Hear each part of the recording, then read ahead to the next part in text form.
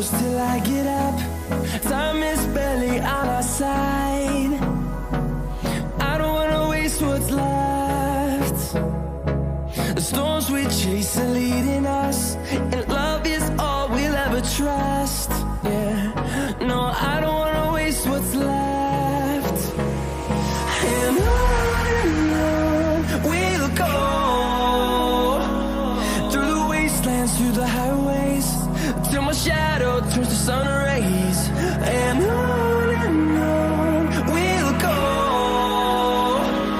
through the wastelands, through the highways, and on we'll go.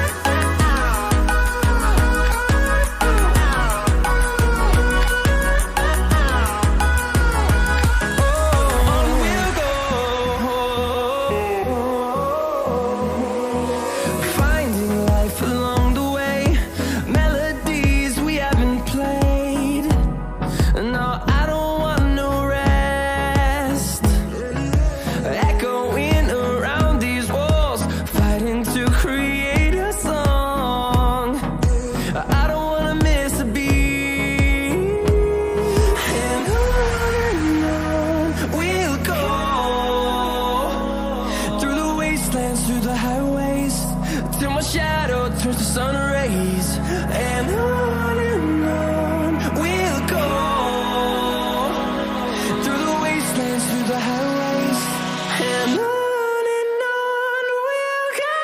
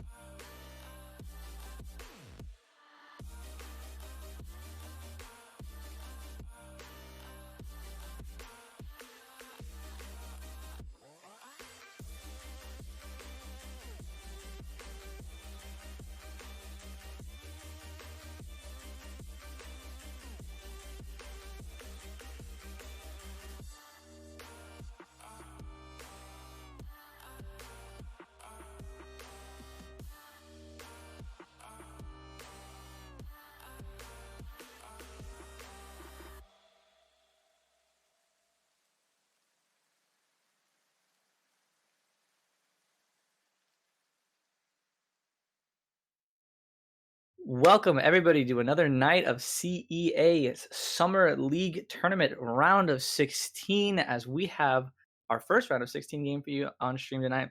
Sorry, second, as we did have one yesterday. Tonight we have Colorado Buffaloes versus University of Georgia. My name is Epic and I'm joined by Enrage here. We've got a pretty hype match coming up. We've got Villa first, followed by Theme Park, decider of Cafe. But starting off, Colorado's going to be attacking on Villa. Then, assuming that we get to overtime, that'll be UGA's attack. pretty interested to see how this map's going to go. Villa, map that's been in the map pool for such a long time. That has changed. Strats have changed on this map.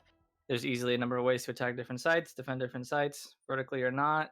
Going to use the bottom floor or not? Will people remember that it exists? We'll find out in this game. What does that mean? As we're just going to sit here, wait in the lobby, ready for both teams to give us the go-ahead to start the match.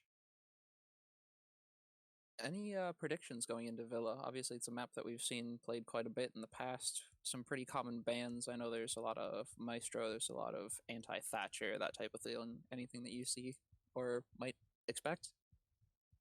We might see some vertical play come out from the attackers to get rid of any anti hard breach utility because Thatcher ban is just, I feel like, default now. I would be surprised if we don't see it. So because of that, we're probably going to see some vertical play, and then because of that, we're going to see the defenders also playing vertically to stop that. So there could be pretty decent rums. Again, like I mentioned before, I always like to joke that people might forget that the basement of Villa exists, and if the defenders decide to use that with the Vigil or anyone else, they roam super heavy. Hard flank last second could just totally wipe out the attackers. I hope we see the basement used. That's what I want to hope for. As for predictions, I don't know. I mean, of course, it's a defender-sided map. As with most maps, so I'm expecting a 3-3 or 4-2 on the side of the defenders. Anything lower than that, then it's not going to look good for, sorry for so Georgia here, but how much besides chef steak that, I am can't say supposed much to eat else. before my lips get better? Yeah, I'd say I'd agree with that all the way. There's not really too much out of the ordinary to go against here, so we'll just see how Georgia's defense shores up against the attack of Buffalo here. Yeah, still just gonna wait for the teams to give us an R. Just gonna sit here and wait around. We're waiting for Georgia right now, as I'm not quite sure if the other games on this side of the bracket have gone through. Because right now, again, we are in the round of 16s, first week of the bracket. Winner of this goes on to play. I will pull that up just a quick second. Either MTU Black or Wasted Potential. That is the 2nd or 15th seed. And for reference, UGA is the 10th seed and CU is the 7th. So not quite sure what the results of the previous game is. This game was rescheduled. This game default time was to be played on Wednesday, but they rescheduled to today. I think we can take a look at the other one. And no, I cannot see that the other game was played. So who knows? But winner of this will go into that. We can look forward to those results being announced pretty shortly, sometime this week or next. But that'll be an exciting matchup moving on to the year round of 8. So big things coming up for sure. We do see a UGA ready. Of course, we can. Viewers can't see it yet because we have these wonderful graphics in front of us. Or you? Yo, what time is it for y'all? 9, 10. Apparently not I'm ready. on the East Coast. Hey, East Coast gang. We can hear also the voice comms as well. So pardon the random chuckling there. All right. Well, hopefully we can get this underway in just a little bit. I'm just waiting on it looks like one last person to sort of ready up. So. Well, I mean, I guess in the meantime, we could talk a little bit about theme park because we know we're at least going to go to theme cafes. As of right now, not known. So what do you think's going to happen on theme? You know? Theme park's an interesting one. I think just due to the recent rework, plus the fact that it's been added to the pool pretty recently, a lot of teams have not practiced it or gotten that sort of muscle memory down for their strategies yet.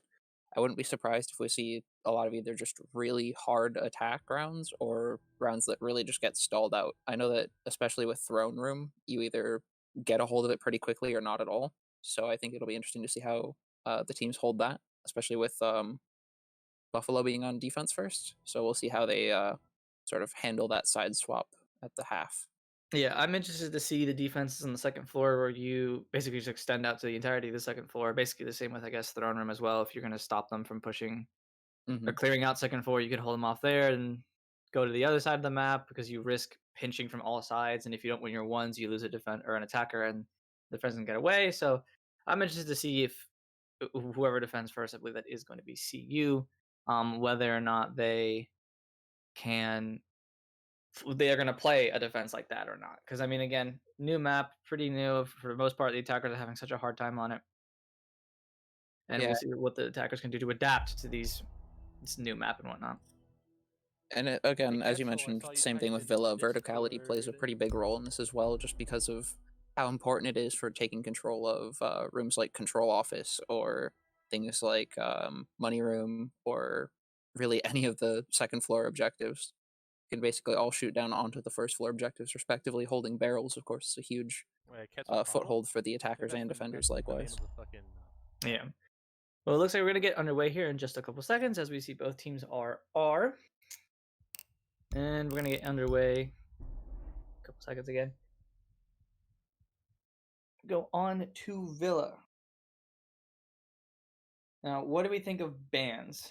Because I mentioned before earlier, I do think a Thatcher ban is going to come out. Do you think we might see any other attackers like maybe a Grid or Nomad just to stop the roamers from going crazy or anything? I wouldn't be surprised to see one. I don't know if it'll be their top priority. I know that a lot of teams like to ban, obviously, the Thatcher. A lot of teams also ban one of the hard breachers. I don't know if it would be a Hibana or whether they would want to do like a Thermite on this map if they choose to go that route. But that'd be interesting. I'd like to see that. As far as defense goes, I'm pretty sure that we'll see some sort of denial op be banned, whether that's like a Maestro, a Legion, an Echo, that sort of deal.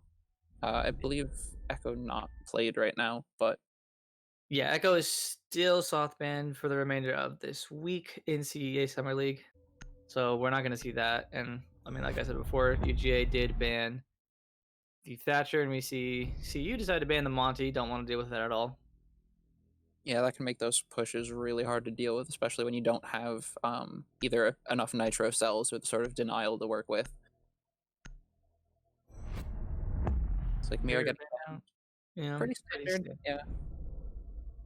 The double Mira hold on Aviator games obviously can be super hard to deal with on attack. Just being able to watch almost all of study from complete safety, that's a huge pain to deal with. And it helps out a little bit on the trophy statuary as well. In Maestro, okay, that's pretty standard as well. You can't have any cams outside of sight. Like, you know, if you're going to defend Aviator Bar, you can't have the camera 90 watching the entirety of it. Can't have any extra utility with the bailiff coming out, impact nade, so, and the massive LMG he has. So that's standard. I mean, again, with Echo being gone, it's not too surprising to see Mira and Maestro gone as well. So you have your 3, you know, intel gathering anchors just gone. Yeah, and 2 of the biggest just pains to deal with, honestly, because Mira and Maestro both bring bulletproof gadgets that you either need explosives or a sight line to deal with, and it's just an absolute nightmare. So Trophy statuary coming out here first. Not gonna go Aviator and Bar. 6 pick from the Valk onto the castle, so they're gonna want to slow down the attacker. So you have Mute, Wamai, might be Wamai with the shield, Smoke, could be Smoke with the shield as well, and with the castle, you have a lot of things to slow down the attack here. I can't imagine where the castle is going to be, where the barricades are going to be placed, I should say. the way I've seen it in the past, at least from other teams that I've seen play this, is that they'll put 2 in bathroom, 1 at the entrance into Master, 1 at the entrance into Astro, and then the 3rd on the door into the connector into Statuary. I'm not sure if they're going to replicate that. That's just how I've seen it done in the past. But this double reinforcement in bathroom is pretty nice. It gives them the option to make the rotate into the coat closet if they want to, but also prevents any long sight angles from outside of the closet window towards Astro. Speaking of rotates, they made a rotate over there in the Master and Statuary, and I saw 2 ADSs go down in closets, so they're definitely going to be playing this. Magnet even going under the bed, so I believe Smoke with a shield there, and Wamai's probably going to be placing a shield somewhere in closet. But yeah, he did. He's on the doorway, so they're going to hold closet super hard. Demi is probably just going to play his life. If he can get out, I imagine... Yeah, Jaeger's pocket... No, Jaeger's not pocketed reinforcement. So they're not going to reinforce that wall over there in Statue. That's just going to be free for the attackers to take. So Demi is going to play his life, try to burn as much time as possible there. But it doesn't even look like they're going to go that way. So you see Heckle and Blonde being droned in into study here, as well Juan and Throwing are there as well. So a pretty spread out defense that just plans to waste so much time for the attacker. Ooh, just barely not quite connecting. Heckle almost hitting the shots onto Juan, but not going to be there quite yet. Juan able to fall back, give that call out to his team. The shotgun blast is actually opening up a rotate through Vault into 90. So that'll be a nice little escape route for them later. Whether or not Blonde will be droned up early enough is the main question here. Shoots out the cam. That does give away the promotion. The barbed wire also going to do some sound cues as Throwing and Juan make their way back to site. Juan almost getting taken down there by Heckle, but not enough bullets going to connect there, as Heckle takes a few in return as well. A minute 10 off the clock, and that's not too bad, as we also see Juan go downstairs, so he's going to try and come back up through the main stairs for a flank. We'll have to see if Arctic has already placed down his air jabs to deny that roam from the mute. If not, then this could be really, really devastating. But I was just going to say, it's not a bad roam. I mean, you already fell off. You had an ADS there. You didn't even have to burn that. But look, they're still droning it. They're still having to clear it out, make sure no one's hiding in any corners. And a minute 40 is already off the clock, really. So this isn't that bad. And again, Heckle took some damage as well. And look, we even see Blonde just looking behind him. I guess he's calling out for an air jab. So they still got to take their time. Pre-place C4 underneath. I'm not quite sure where that is. I believe that is in front of the B-bomb site, in front of Trophy. So that could be, again, another huge time sink there. And they haven't even gotten into Master. Yeah, some shots finally ringing out from Damio here, trying to shoot the Nomad of Arctic outside of Master Bedroom. He does spot the cross there just for a little bit, but has to fall back because of those flashbangs. He's going to throw a magnet. That's the he can take. The Juan is able to get one in the meantime. That's Alexis down on the first floor. IQ off the board. Throwing picks up the frag they couldn't quite take before. That's the Zofia off the board as well. We see Juan on the Asher, I think, run into the Trophy and does get the kill on the Casanova. Arctic getting in on the Demio, so that's your Romai gone in the closet. That's free to take now as Blonde, I think he runs into sight again, or no. Probably ran into B and got the kill onto Throwing. All down to a 3v2. Two of the attackers on low HP, so if they can get this kill onto any of them, it'll be pretty even. Manly gets the kill onto Arctic as we see Horn try and swing in. Can't get the shots under the knee of Blonde as Blonde takes Blonde out. 1v2 for Manly Banana. No smokes in his pocket, I think. No, I'm sorry, he's got 2, so he can still work with it. Castle Barricade giving him cover. He's going to swing on a statue. Try and swing out of the rotate that he made, picking back and forth. Knows there's one on each side. I believe he's going to peek right. Doesn't see him. Does he know the one's on the left? He hears him. Going to go with the shotgun. Gets the down, but cannot finish the kill. As the Therm of Ulven gets the kill, and first round goes in favor of Buffalo there. A well-executed attack at the end there by Buffalo, trying to just take control. They got the second floor control. They were able to sort of force the roamers off of that. If we noticed that the Ash and Zofia kind of had to keep checking their backs just because they didn't know where Throwing and Juan went, but they ended up going kind of exactly where Buffalo wanted them to be, so that works pretty all right. Yeah, that was a pretty good roam for Georgia. It's just in the final seconds when the attack flooded in, they just couldn't quite keep it locked down. They're going to switch sites, though, already in the living room library. These guys are not going to the default rotation that you'd expect at all. Trying to keep Buffalo on their toes. 6 picking the pulse again for a castle. Sledge to the IQ there for Alexis. So this is pretty interesting how these guys are deciding to play their site rotation. I mean, again, I think it would be a good idea to go back Statue Trophy because they did really well in the beginning. If they just locked it down in the end, they could totally make that work. But they're just saying, no, let's just go in another, probably the easiest offsite in this entire map. To be honest, yeah, it's a solid site, to be sure. But, like you said, generally not really the first pick, just because of how different it is from the others to hold. I mean, you've got very few walls to reinforce outside of the triple towards main stairs, and then the 2 towards the sort of back stairs into Astro and kitchen. But it makes for a very interesting dynamic because you have to worry about people coming from the vault, you have to worry about people coming from front doors, windows, really a whole bunch of different angles, all the verticality, of course, as well. So holding this is going to be an interesting feat to see UG pull off.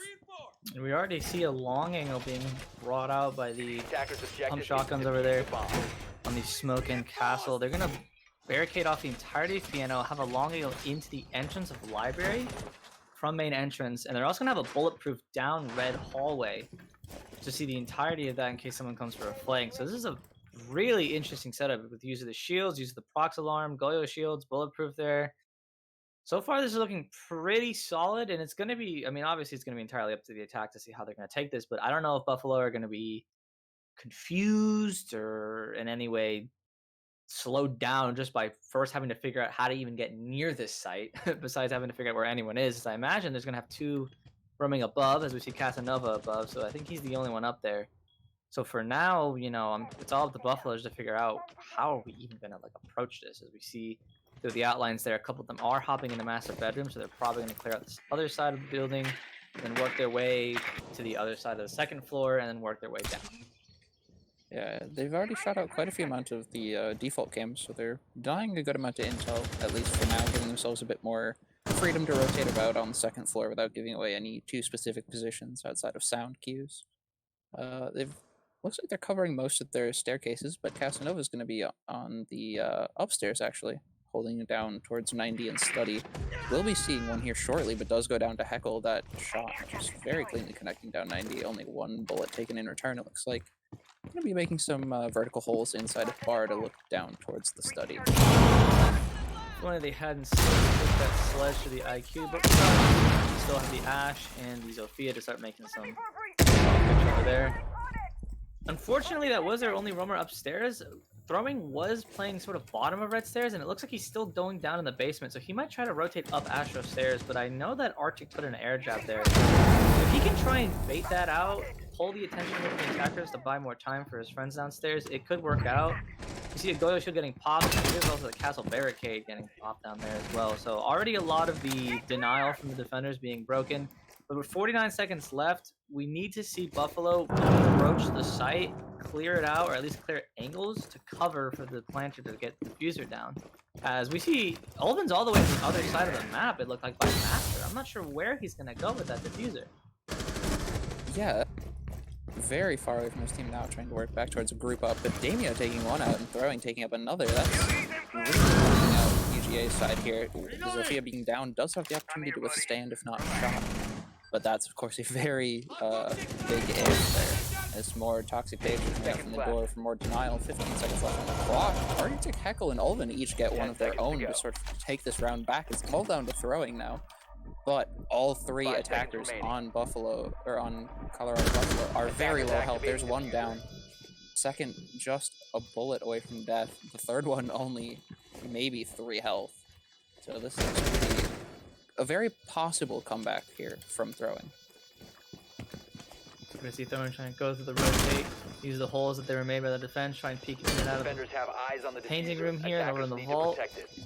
Peeking his right, peeking his left, has no idea where any of the marks. They're running the both of them prone, and one standing up, and he gets taken out. And that was very similar to the last round. Yeah, those sort of last minute, just grab a hold of sight and hold on to it for dear life. And Yeah, that's that was very definitely- strange. Yeah. Alright, we're going to let you know that we're going to have an admin break real quick. We're going to go ahead and do some administrative fixing here in the background for now.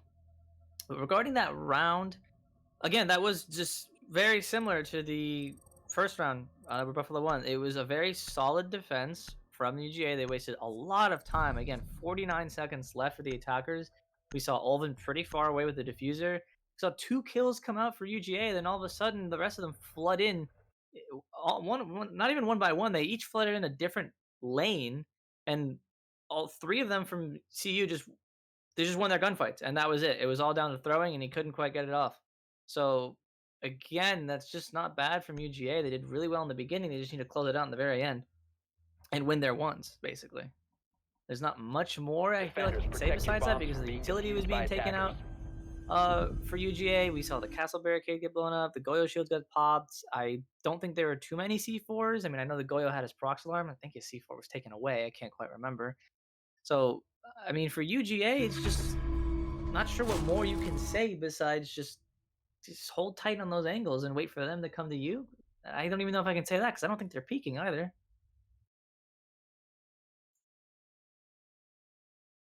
All right, we're going to go ahead and take a quick break to fix the stream. So we'll be back in just a couple minutes. Stick around, because we're not going to leave just yet without finishing this match.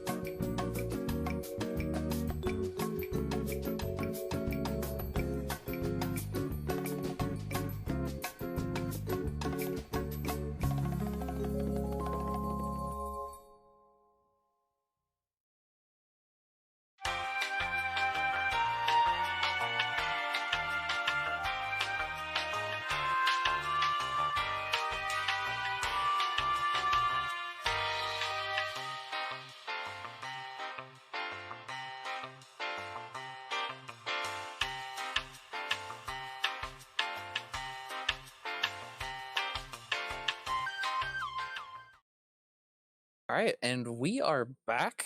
Coming into the game here, we have 2-0 right now in favor of Colorado here. They have just won both of their attacks about a third of the way through. So we're going to be getting that match going once again really, really shortly. We're just getting the lobby set back up. So interesting, as you mentioned, to see how Colorado is really just taking these attacks.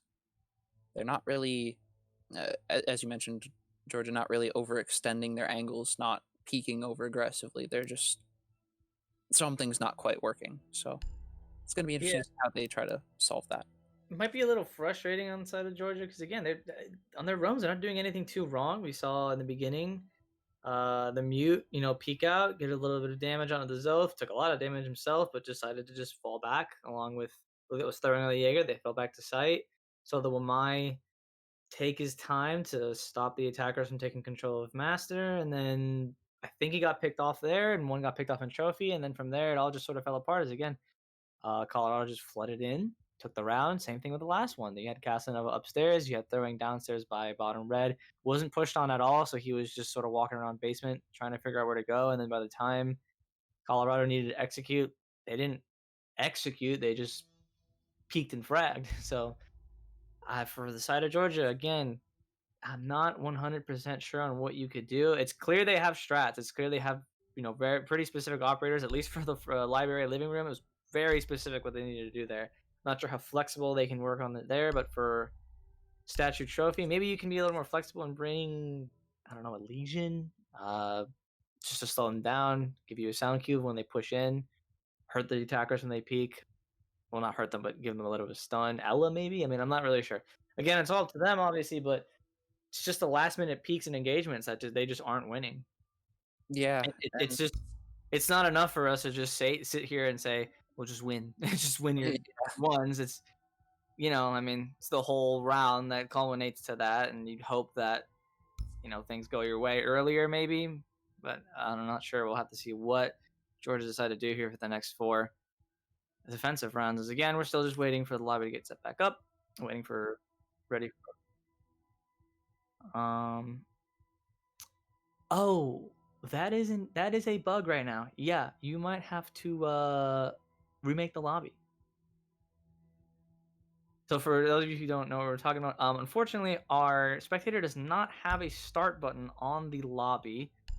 Yeah, I've actually noticed that in scrims and games, if you rehost the game, sometimes the person who was the host doesn't have the ability to start it, and even if they leave and come back, they still don't have the ability to do that. You have to restart the lobby. Yeah, I don't know why that's happening now, but it's I've had that fun little feature, Yeah, feature, not a bug. Correct. You still don't have a start button. All right. Well, as we're gonna wait for our spectator to reset the game, and hopefully this bug will be fixed. Again, just Georgia needing to win their ones. I mean, yeah. I mean, more or less. You're not wrong, but. And again, we did see 2 picks come out early for Georgia there. Well, not early, rather. Casanova went down on the top floor in the second round, and then 2 kills went on the way of Georgia, and then from there it just sort of went downhill. I'd love to see Georgia's denial utility stay on the board a bit longer. I mean, we saw in the past few rounds that they were losing, whether it's castle barricades or Womai magnets or whatnot, they were losing them pretty early in the round, with the exception of ADSs. So I think seeing those, potentially Goyo shields, that sort of deal, stay on the board just a bit longer might give them the extra, 10-15 seconds they need to stall the last minute pushes that we've been seeing from Colorado. Yeah, and maybe also for the first round, we saw Wamai play the entirety of the round in closet. No one pushed him until the very last minute, and even then, I don't think anyone pushed from the closet window. We didn't quite see that because he had 2 ADSs there for him, and he had, at that point, probably all the magnets and master.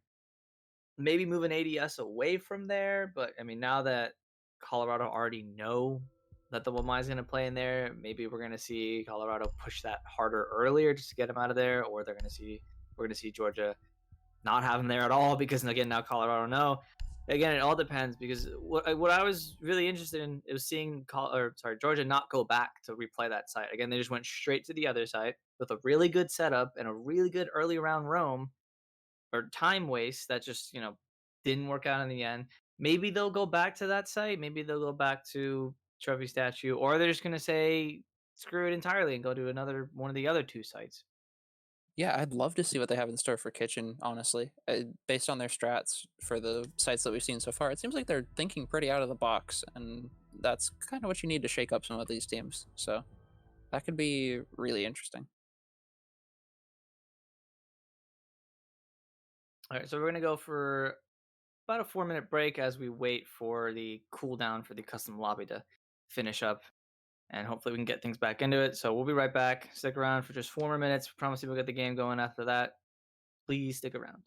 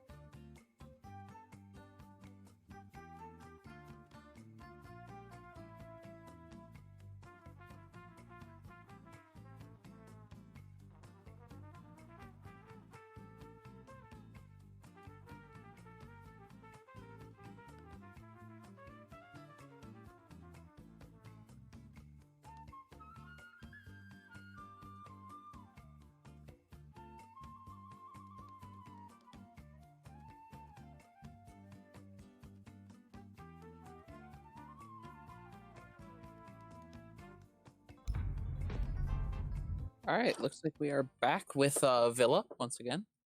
2-0 in favor of Colorado here. So getting that back underway just now. Teams are loading in, ready to go. 4 more rounds on attack. Yep, time to see where Georgia decided to go this time. They're gonna go back trophy statue. So again, might be doing something like I suggested. They're gonna go ahead and bring something different. And we already see Cav being brought up by Casanova. No castle. He did flash the Oryx for a second, so maybe it'll be a 6th pick. Can't imagine they'll keep the Cav, but we'll see what he wants to do. 6th pick phase coming out. Are we gonna see anything? Okay, never mind. He's just not gonna be. He's just gonna bring the castle back. So they might run the same strat again. Like I mentioned before, it was working out really well in the early parts of the round. It just came down to the final push from Colorado, where they just won the gunfights. So hopefully this time UGA is ready for it, and they can stall out maybe longer, because we did see Mute and Jaeger leave their roam on the Aviator bar part of the site for, I mean, they left it like a minute in, which is, again, isn't bad as long as you don't lose anyone. You're still pretty set there, but maybe able to play a little more aggressive this time, push out the attackers rather than just giving it up for free. I mean, I would like to see that maybe. Yeah, I mean, it's something that they kind of need to do, honestly. If they don't, they're just going to end up losing that ground again. So, the longer they can hold that out or even, win it out if possible, then the better this round is going to look for them. And as you mentioned, it looks like they're going to go for pretty much the same setup. They're just going to reinforce both of the AVG walls, stop that from being bombarded from outside of study. We saw Ash and Sophia go there previously. Might see the same thing this round. Obviously, the duo of Blonde and Heckle could be going that way once again. This time there's no rotate on the statue master wall. Instead, the rotate's going to be in bathroom and closet. We already see Colorado doing great study. They're going to try and take this as fast as they can. And we see someone on the top of main stairs that is throwing on the Jaeger. He might be a little more aggressive this time, hopefully, because it seems like that's what they need to do, as we see 90 window already being occupied by one of the attackers there throwing. Looking down the hallway, I believe he knows, as we see Juan get a kill on the Blonde, so that's the Ash already off the board. And there you go, that's already a pick. Nice shot coming out from Blonde there. And a thank you. Appreciating the nice comments. Arctic gonna go ahead and break the window on... What is that part of the site called on? Oh wait, he's over there by Master. I'm sorry, I thought he was elsewhere. Blonde getting a double as he takes out Heckle, so that's already really well done by the roam. 3v5 in their favor, minute off the clock. They can fall back, to be honest, or continue to just take the time out of the board for Colorado here. Yeah, the longer they maintain this lead, the better this round is shaping up to be for them. There are still almost 2 minutes on the board, so plenty of time for anything to happen.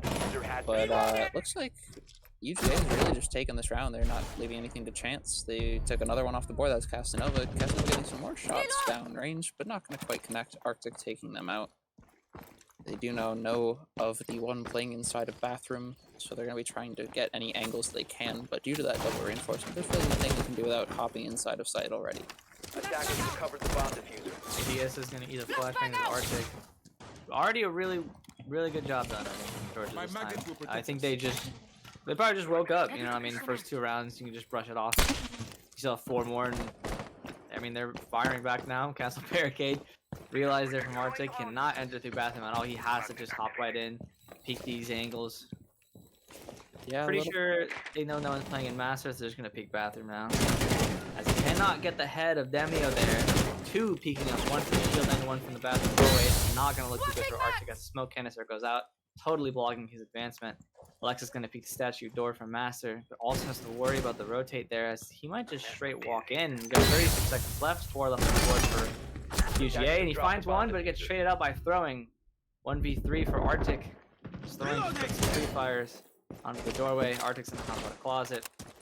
It's not looking good for him at all. So at this point, I would just take these last 30 seconds and just sort of do a strat talk with the team. And just save the extra time that you have. Just figure out where you went wrong, how you can sort of readjust, get back on track. 10 seconds left. At this point, and yeah, there it goes. You're just fighting an uphill battle. Well, that is the first round for Georgia. Much better defense. I guess they decided to peek out over on the Aviator side to get the kills onto the Ash and Zoph. Maybe they're gonna go back trophy. Sorry, first floor living room library. But no, they're gonna go second floor aviator games. It seems. And we're gonna see what the defense looks like here. Because again, an interesting defensive setup both sides so far. So hopefully they'll have something interesting for us on this one as well.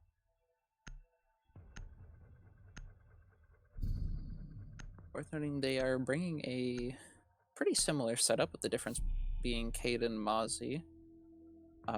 So Cade, obviously a pretty common pick, I want to say, just because of the ability to get all 4 of the walls in Aviator in games towards study, basically single-handedly. No need for the mute jammers or bandit batteries or any of the likeness. So those mute jammers most likely be used for drone holes or one inside a vault to get the single wall, things like that. With this castle mute Mozzie, I imagine they're going to play again a pretty far off room on the other side of the map, using castle barricades to block line of sights, mute Mozzies to deny drone entry, and just overall slow down the attackers from taking over the north side of the building with the head charges, like you mentioned, being able to get all 4 walls. Not going to be able to get thatched out. You're probably going to have to go beneath with the IQ and the Zilf or Ash. And even then, that may be so difficult because the electric claws are so small, you can hide them in weird nooks and crannies. Because since they don't have to be directly on the wall, you don't know where to look. And with the IQ, using the IQ's gadget, it's really hard to just find out where they are. You see the outline of the gadget, but you can't see, anything else. Attackers are moving out to locate And a bomb luckily and enough for the IQ in this situation, there's nothing that you can really put the artillery claws on top of, like you can on other maps, like Bank or Border or something, where there's little like cabinets you can put them in. But it's still. I'm gonna give away one.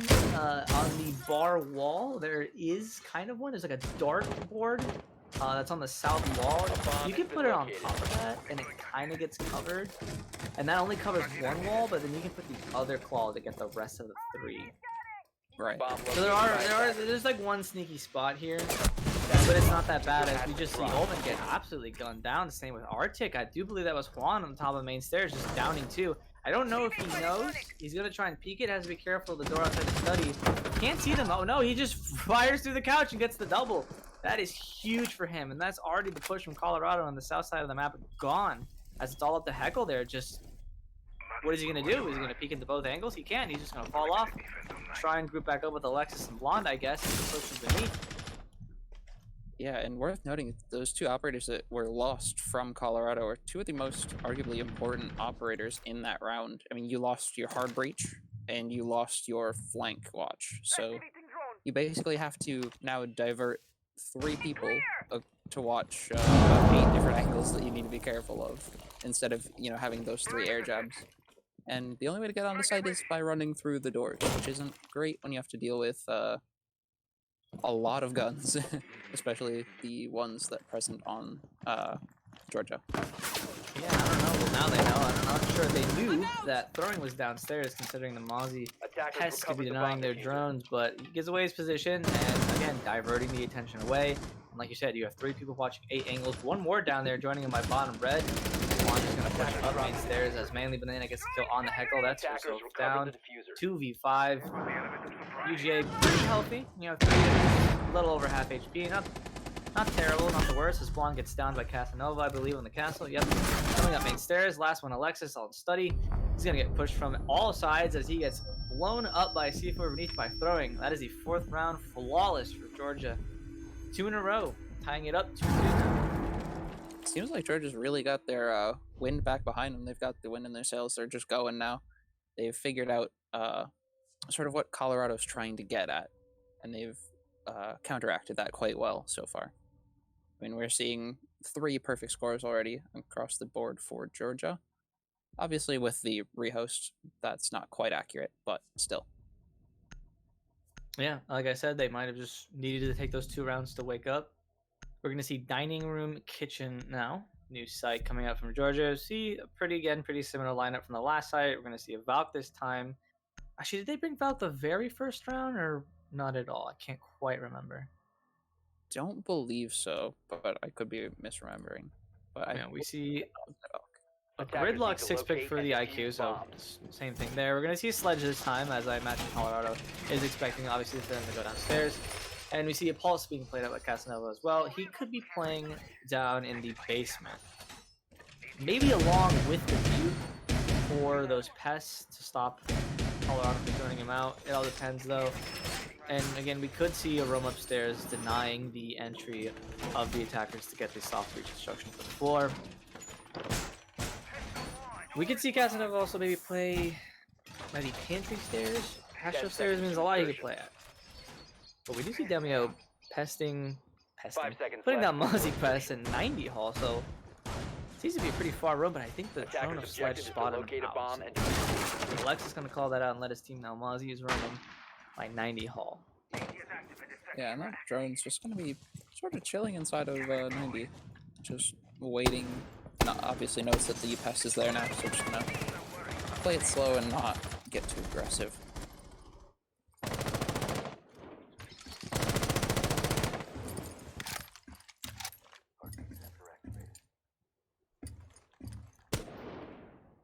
Here, just trying to wait.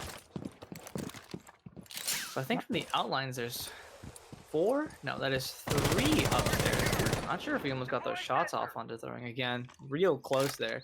But I think there were 3 roaming upstairs. You have 2 above and basically statue trophy. Yeah, 1 top red. So yeah, basically 3 all the way upstairs. And you have, I imagine, 2 on site. bomb So has the been roam here, located. again, going to be super important to slow down the attackers. Already emitted off the board as we do see a drone coming into Memorial. Casanova going to try and find it. Can't quite find it as we do hear the window break on the other side of the doorway there. Shots going out onto Demio, taking a little bit of damage as he's going to play again on the red stairs. Olvin trying to enter through laundry, but that's pretty dangerous considering he's all alone. If he gets killed, that's the diffuser down. Arctic getting a kill on the Demio. First kill of the round, already going the way of Colorado. So they can use this to work their way down Red Hall, but throwing's going to get a kill onto Heckle, that's your Zoth. And your potential soft breach and concussive grenades off the board as well. 4v4 now, minute 20 left. As we see the roam, they're going to fall off. Oh, wait, Arctic's going to run into them and gets 1 kill. Can he get the kill on the throwing? And he does! A triple for him. So already looking really good for Colorado now. Another Olvin on a Juan, 4v1 is all up to Casanova on the pulse. He does still have a C4, I think, and he gets a kill on the Arctic. 1 HP though, and he gets taken up by Blonde. Pretty fast round there from Buffalo. An unfortunate drop from the defenders, just dropping literally right into Arctic's crosshairs there. Yeah, and worth noting that Casanova did have a few people on ping through the heartbeat scanner throughout that round, so losing those firefights is not something you want to have happen, especially when you have one of the basically best angles to hold through laundry. But did manage to pick up 1 and got themselves on the board for that round, so. That was just really unfortunate timing for Manly and throwing to drop down right into Arctic. I mean, getting the kill on the Manly was pretty good, but getting the kill on the throwing was just even better. Throwing prone, but not quite able to land the shot in the Arctic. Yeah. I think they're not going to run it back. They're going to go back living room library. They haven't won this yet. They're 0-1 on it, so they don't like to run back sites like instantly. No, I Attackers mean, need to locate and defuse I bombs. think it can be a good strat, but I don't know if that obviously how their team operates. I'm not one of their players, but Yeah, I mean, you know, to each their own, obviously. If they don't want to run it back instantly, they can go for it, whether or not.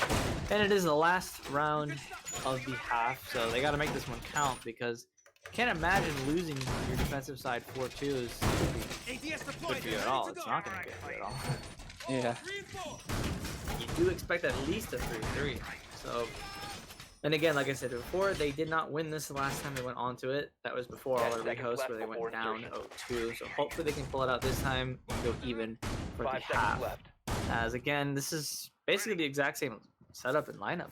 I don't see Attackers anything must different locate here. and defuse a bomb. Yeah, and I think it's just because they were so close last time to bringing this home that they're just gonna go for it again and try to get that extra 10 seconds that they really couldn't quite hold last time. And again, they did that with Statue Trophy. They did a lot better there. So again, it makes sense to come back here and just fix what you had. We're gonna see the piano window, I guess, from Blonde blown up, and gonna go ahead and get the kill. That's a normal shield, so it's not going to do more damage to Demio as he already takes about 50. Imagine if that was a Goyo shield. He might be down to 2 HP. So he's going to go ahead and play inside Piano now. Not sure if he can hear the barricade, well, to the outside, but now he hears the one inside get taken out. As he tries to get a shot on Alexis, sorry, almost misses that. As he's taken down to about 20, we see Manly Banana get a kill on the Heckle. It was really close, and both of UGA's members right now really hurt.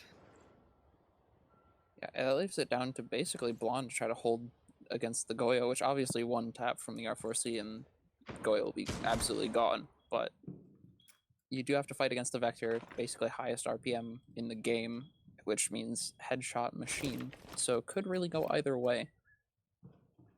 That's both of the defenders on site, I think. No, we see Juan down there, but almost all the defenders on site. Incredibly low. If Colorado decided to just straight push this for some reason, then they will be pretty solid knowing that they can win their gunfights pretty easily. The Goyo shield taken out from underneath in basement using the hatch. I guess they wanted to use that for a quick escape, but Goyo shield getting taken out as we see Ulvin getting it down to the Demio. Can't finish it. Must know he's down though. As we see Throwing getting a kill on the Blonde upstairs. All down to Ulvin and Arctic. Full HP as we see Demio. He's getting picked back up. So full 5 up for Georgia. 1 minute left on the board. Ulvin and Arctic. We see a drone left for Arctic. I'm not sure about Ulvin. He does have one up. So we're gonna get some shots on the Casanova. He's so low. So many members are low, getting more shots on the Juan. They just need to finish these kills. Basically every member 1 bullet from death except for Juan. Just recently got lit up shotgun barrel just peeking around the corner there, trying to give them away. Oh, does seem through the smoke, but not gonna be able to peek that. Does a lot of damage for that aggressive playstyle. Almost a knife from Casanova on the flank, but does get taken out through the door sill and the window there. And the last one getting pumped to the chest by Juan. Poor Colorado couldn't quite finish any of their kills. People were so low. We saw Goyo get down and get picked back up again. But Georgia winning their living room library site, going 3-3.5. Not bad for Villa defense, I'd say. Maybe 4-2, of course, is maybe a little more expected, but 3-3, 4-2. Each one's pretty good. As we're going to flash the scoreboard now, we see Juan and Throwing leading Georgia with Casanova trailing not too far behind. As for Colorado, we see Arctic leading with 4. Again, these aren't the exact stats as we did have a rehost, so there's more kills and deaths and assists spread out through there. 3-3 now as we see Colorado. Looks like they're probably going to go the normal rotation of Aviator games to top it off with. And we see Bandit and Doc, 2 ops that we did not see. Okay, well, Bandit's going to be 6 pick. Oh my. So 1 op we didn't see on defense for Georgia. And a pretty similar lineup for Georgia if you compare it to Colorado's attack. I mean, it seems like these teams Defenders, both protect your kind of bombs from being defused by established what attackers. they want to get out of these rounds. I mean, they're both going for the same sort of general setups here, it looks like, at least so far. So, interesting to see whether or not they're going to play similarly on each other's respective halves. Yeah, we see Heckle on smoke bringing a set of barb instead of shield like we did see for Georgia.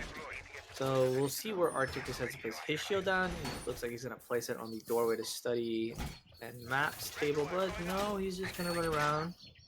Place it where? Come on, I want to see it. 10 seconds to insertion. Shields are such a power position. He's going to place it in the vault door, so I guess they're expecting that wall to get breached. Maybe, okay, what is Attackers are moving out to locate a bomb and defuse. Come on, man, make it from mine. Alright, so a pretty...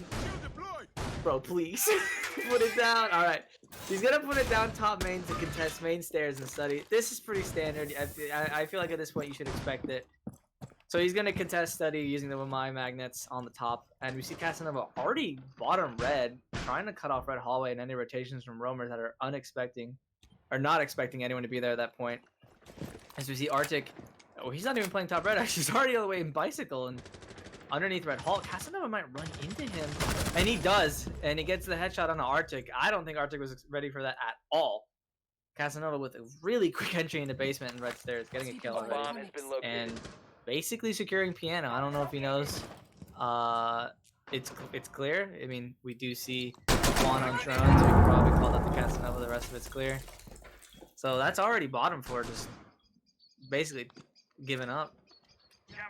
Yeah, I mean, they're ready to basically start pushing onto study here. I mean, they've got the diffuser out there going. They've got the IQ from below trying to get those batteries off. Blonde, however, going to take up one. Juan does manage to trade that back, so that will be the Nomad off the board. But that's not too terrible. I mean, most of the roam presence is pretty limited from Colorado now that both of their heavy roamers are gone. Yeah, we already see control of top main and basically 90 long, I guess.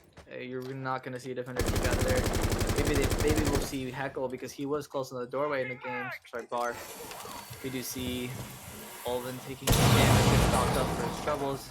Is the wall into bar, excuse me, is getting blown up now. And we see two flames fault. Casanova trying to enter through maps. All alone, I think, by top red. Attacker's bomb diffuser has been dropped. See Alexis getting a headshot on the Manly Banana. 3v3 right now. Both sides very healthy. We see the hint coming from Casanova to try and get anyone out of maps. Ulven is prone by Study's door. I'm kind of surprised no one in Study is going to go ahead and take him out. As I say that, he gets down and finished by Juan. A double kill, triple for him now as he takes the head off Heckle. All down to Alexis in the back of Vault as throwing gets the finish there. And a pretty fast and frag heavy round from Georgia gets them that round there for their first attack. Yeah, and a really solid showing, especially right after the side switch. I mean, they adapted really well to the sort of setup that Colorado was running. They were able to take it pretty quickly, and then obviously the beginning pick right off the bat for Arctic helped quite a bit, but not quite the decider there. I imagine Casanova was able to just run straight in the basement into bottom to red was just because of Joan placement there. And again, I'm pretty sure he knew that piano and library were clear because through the outlines we saw Juan there droning the rest of it out. So, you know, I imagine there was some drone work going on. And if so, props to them for being able to do that and take advantage of that super quickly and getting the pick on Arctic as well. And that drone work, of course, being a huge factor in that, just as you mentioned, knowing that placing one drone to Defenders, watch an protect your angle and then the bombs other from being drone to sort of defused by come from the attackers. other side and tell you, okay, there's no one on your left, no one on your right, they can only come from dead ahead, and that's exactly what happened. Colorado decided to go trophy statue now. Pretty different setup than what we saw on the side of Georgia with Doc, Alibi, and Legion this time. 2 sets of impacts, 2 sets of barb, and 1 C4. Not sure if they're going to play an extended roam like we saw Georgia do. Doesn't quite look like it just yet, as we don't see that many reinforcements left on the side of Colorado. 10 seconds to insertion. And I think that's just it. Unless we see one 5 still seconds left on left. Ulven. But that's not going to be enough to reinforce the entirety of games and Aviators. Attackers are moving We're not out going to to see an locate a extended bomb roam here. and We're just going defuse to it. see standard 3 walls onto statue, standard 3 walls in the bathroom and closet, and a standard rotate into Astro. So can't imagine it's going to be anything too different, as Blonde looks like he's going for a spawn peek over here, trying to catch someone coming up rappel.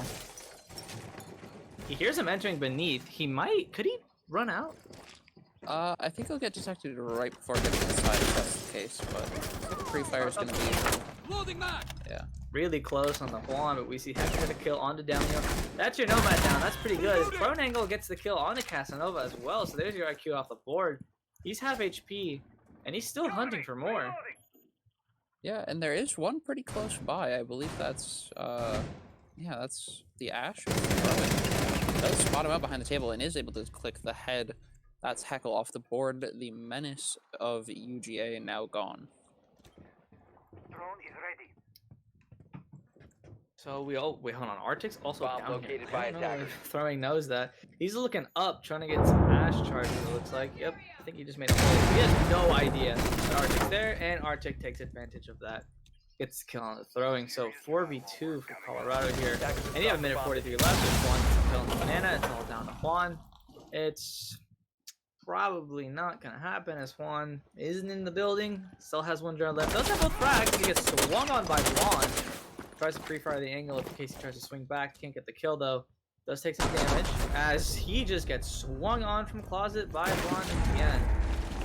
Headshot with the pistol just finishes him off right there. That was a much quicker round than any other we've seen before. Yeah, it's Colorado absolutely just firing back, really just coming out strong. I mean, that 4-4 now. the roam presence there playing a huge factor. Obviously, each of the roamers playing a huge role, respectively. Heckle getting 2, Alibi getting a 3rd, and then just closing out the top floor control. We're going to see Colorado go dining kitchen. So Pulse there going to be able to obviously detect anyone coming from outside, as most of the attackers here come from despawn where the fountain is. You're going to see them entering through laundry, probably entering from beneath, entering from the balcony on the master. Attackers need to locate and defuse as many Pretty bombs as even they right can. now again, 4-4. So be interested to see how UGA take this one, because I mean round 7 was pretty explosive from them, and then Colorado answered back last round on round 8. So I don't know if they're going to go back and forth. I mean, this Attackers might have just be a located a back and bomb. forth match for the rest of it.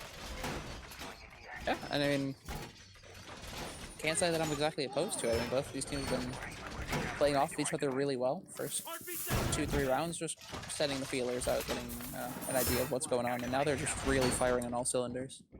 10 seconds to go. We're going to see Heckle come upstairs, put some pests down. I think he put one by red 5 stairs, seconds one on remaining. statue as well, I think. And one, looked like there was one on the Defuse the bomb. doorway to master and statue. So we're going to see him roam all up and around second floor. Not sure if he's alone. Do see, I believe that was Arctic down in Memorial as well. Yeah, he's going to be all alone as we see 3. Oh no, Blonde's also up with him. And I think Juan just barely ran past Juan. Juan didn't quite get the score, and some free fires coming out from Juan, almost getting the kill from Juan. Those are pretty good head level shots. Imagine if you got the kill there. Yeah, that would have been a pretty big pick to get this early on. But, Also, note the ping there. There was someone joining him in. It looks like throwing is joining in Juan. So the drone work there allowed him to probably get the call to free fire. As you see, Heckle's going to get out of there, go down through red hallway to piano, as someone is already in library. If Heckle doesn't know that, he could run into someone. And again, the drone work from Georgia is insane. They know he's there, and we see IQ peek him and just gets him. Casanova getting the kill on the Heckle there with the drone work from Georgia. This is insane, their drone work. Absolutely demolishing Heckle there. oh, there it is. There's what you asked for right at the start of the game. Blonde realizing that there is, in fact, a basement to this map. Let's go! He's gonna use his advantage with Casanova. I think he knows. He's got a bullet hole. Oh, this is. Oh, I don't know about this.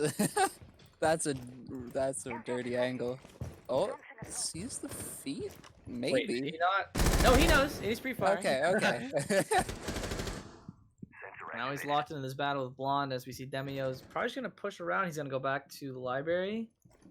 Casanova looking through piano, goes back to the hallway as he hears Blonde, hears someone to his left, swings around, gets the kill on the Demio, and he pre-fires with a Bomb pistol. located by Trying to get the attackers. kill on the IQ.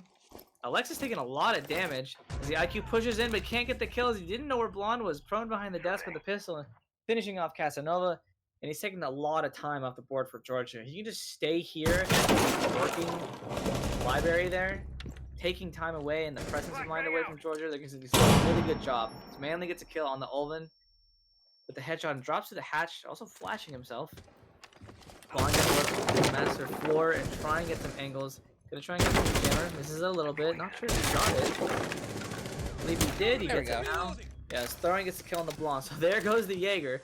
Menace from Colorado taken out, as it's all down to the 3 from Georgia and the 2 on site, as unfortunately flash there. And Blonde gets the kill onto Alexis. That's your dock down. All down to Arctic. 16 seconds left though, and Arctic still has a 15 seconds C4. left. If he gets the kill into the Ash here, he could lob a C4 over on the plant spot, but he can't, as Juan gets him on the hard angle there with the headshot.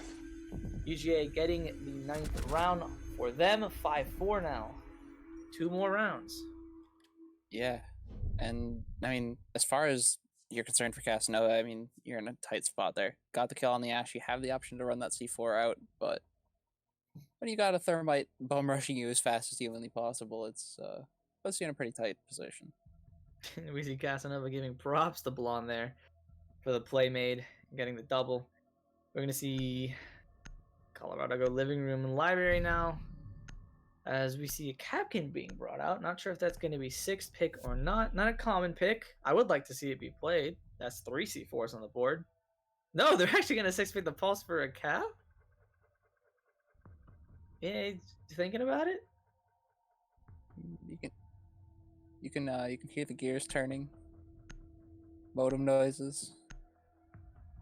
And yep, okay, they're staying with Cap. I want to imagine he was putting attachments on whatever gun Attackers he need to has. locate and defuse Yeah. as Does he many have bombs as the? they can. Oh, he instantly took out the pistol. I want to see if he has the SMG or not, because I want to imagine he only used the shotgun, and he's like, "Crap, I need the SMG." Wait, I don't have attachments on it. I mean, I want to believe, but we'll see what he brings out. yeah. I'm assuming they have to have something in store with this, or they wouldn't switch off an operator like Pulse for it. Yeah, for sure. I mean, you have the castle there, so there must be some sort of strat, some sort of idea with the cav. Maybe the strat they have is flexible enough. Heckle was like, "Can I go cav?" And they're like, "Sure." So 10 seconds they left. just let him do it. He's gonna play all the way in basement, hide in the corner. With the drone work from 5 Georgia, seconds to insertion. they might find him early on, but it's all up to them to track him down and finish him Attacker's off before objective he is to gets way locate out a of bomb hand. and defuse it.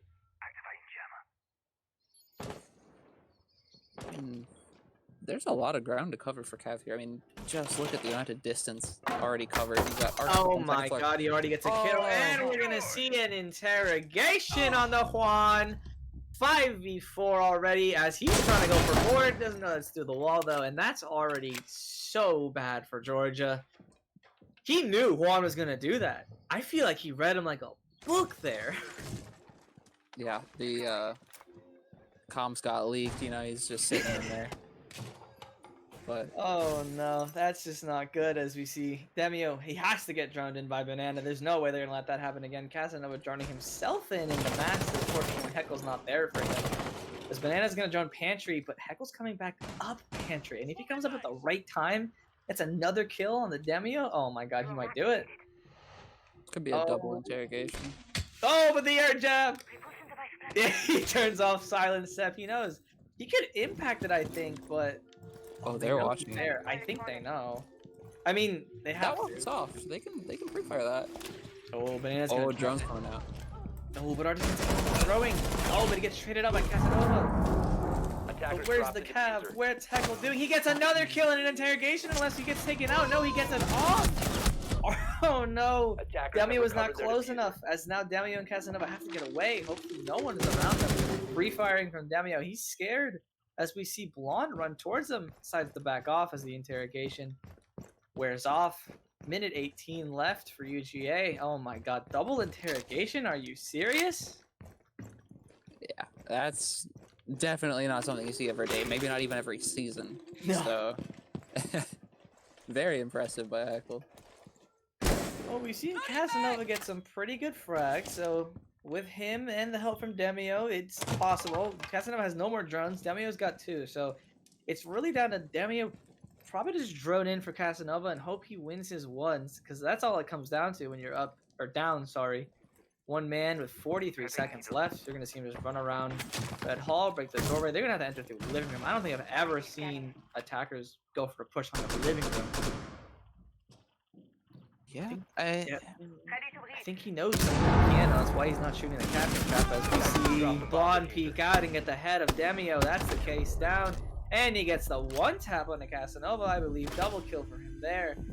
And a really strong round from Colorado there. little jiggle there to finish it off. Nice job by Blonde. Casanova putting it out in chat how much better Blonde is. 5-5 now. Again, this is such a back and forth game. There's a possibility we will see OT with how even these two teams are right now, unless one of them can finally string 2 rounds together. I mean, we saw UGA do it earlier on, and then Colorado caught up. But the past 3-4 rounds have been back and forth. Oryx and Warden coming out. 2 pretty off picks, I would say, on Trophy Yeah. Statue. We see Heckle 6 pick, though. The Ella makes a lot more sense. Definitely. I mean, Warden, very situational as an operator, and we haven't seen that many flashes being brought, especially with how many are being denied by the ADSs of Jaeger. That he went through 5 operators there in that 6 pick or something like that. He finally Yeah. settled on Bandit. And we saw Casanova 6 pick off the IQ. Attackers need to locate Ooh, and excuse me, defuse the as many Maverick. bombs as they can. Setting trauma pack here. Gonna put those plates down for everyone. Oh, sorry, he picked Rook. Yeah. Nothing. I don't know why I thought I saw. He flashed like 5 operators there. Plates will be a nice little addition. Can't say it'll be a game changer or anything like that, but I mean, it doesn't hurt. I'm interested to see how the Oryx goes about doing Oryx things. I mean, headbutting walls seems to be 10 a seconds favorite remaining. pastime, at least so far. Getting a little buff actually on the test server. 5 seconds to Um, insertion. But yeah, looks like some rotates going to be made. Obviously, Hatch is no longer an Attackers are obstacle moving out for to the locate a defenders bomb with and the defuse it. presence of Oryx. Going to be playing inside of... Is this... Right by bike storage, just waiting outside of Memorial here. Just kind of chilling, waiting for anyone to come in, seeing what's going on. I imagine his plan is to hold off, obviously, any attackers entering the first floor by that side, all the way in the kitchen. Then fall off into living room to go back up 90. But with UGA droning out Blonde, and Casanova getting the headshot on the Blonde, it is a duel between these two as a good night comes out from Casanova. Crazy Yeah, flips hate off the to wall, see it. too. Yeah. It's like Casanova's been playing quite a bit, grinding for that Battle Pass skin, making it go to show. Nice headshot, obviously. But just trying As I was to... saying, if Arctic decides to go back up 90 hatch, that won't be the best for him because that's where George is pushing from. Imagine just walking through 90 and all of a sudden this man just appears in front of you. What are you going to do? You're going to shoot him. So 3 on the side of Georgia pushing through as by Juan just attackers. decides to almost dry peek Trophy and get some shots on the Heckle. 3 armor there though, working out favorably. As he does get docked, Olven gets a kill on the Juan. That's from Red Snow. That's from, sorry, Statue. As I think there was one Red Stairs, though. Oh, we see, I think that was Arctic taking shots into Casanova. As Casanova gets finished off. So Arctic on the flank, taking the presence away from Georgia for a second. As we saw Manly Banana go back main. Olven gets a headshot on the throwing. It's looking like a round for Colorado. As I say that, Banana gets a headshot onto Arctic. So that's the flanker down. 3 left for Colorado. It is a 3 armor and 1 with a C4. So it's going to be pretty hard to break this setup, especially with just Nomad and Banana on the therm. As I say that, he gets a headshot onto Alexis. That's one of the ACOGs down. 2v2, minute left. You still have drones on the board, so it's really doable. Yeah, it's really going to come down to just firefights at the end here. Barbed Wire is going to kind of give away where they're at. Obviously, now Ulven is going to be watching that pretty intently. Heckle is ready for that as well. Going to be playing on this rotate. Does have to watch out for those flashbangs. Knows that they're going to be going for this push here. This could be lethal from Ulven, and it is. Finds one. Oh, but is able to see the head of the second, but doesn't blame the shots. Heckle able to take it out instead. And He's just on front without even thinking. yeah. Oh, yep, and there it is. 6 in favor of Colorado now. Again, that was incredibly back and forth round there. We saw Casanova getting the pick on the Blonde, Arctic getting a pick on the Casanova, then getting traded up by the Therm, back and forth, 6-5 now though. Match point for Colorado. But again, it's so possible for UGA to win this just because of, again, how back and forth this map has been. This is only the first map. We might go into OT. OT might even be such a back and forth. And if we go into OT, remember, we did see Colorado pick attack, but we are going to see Georgia start OT on attack if we get there because that's what they picked. So if UGA can win this dining room kitchen defense, we're going to see them start on attack. So it's going to be pretty similar to what we've seen for the past 6 rounds.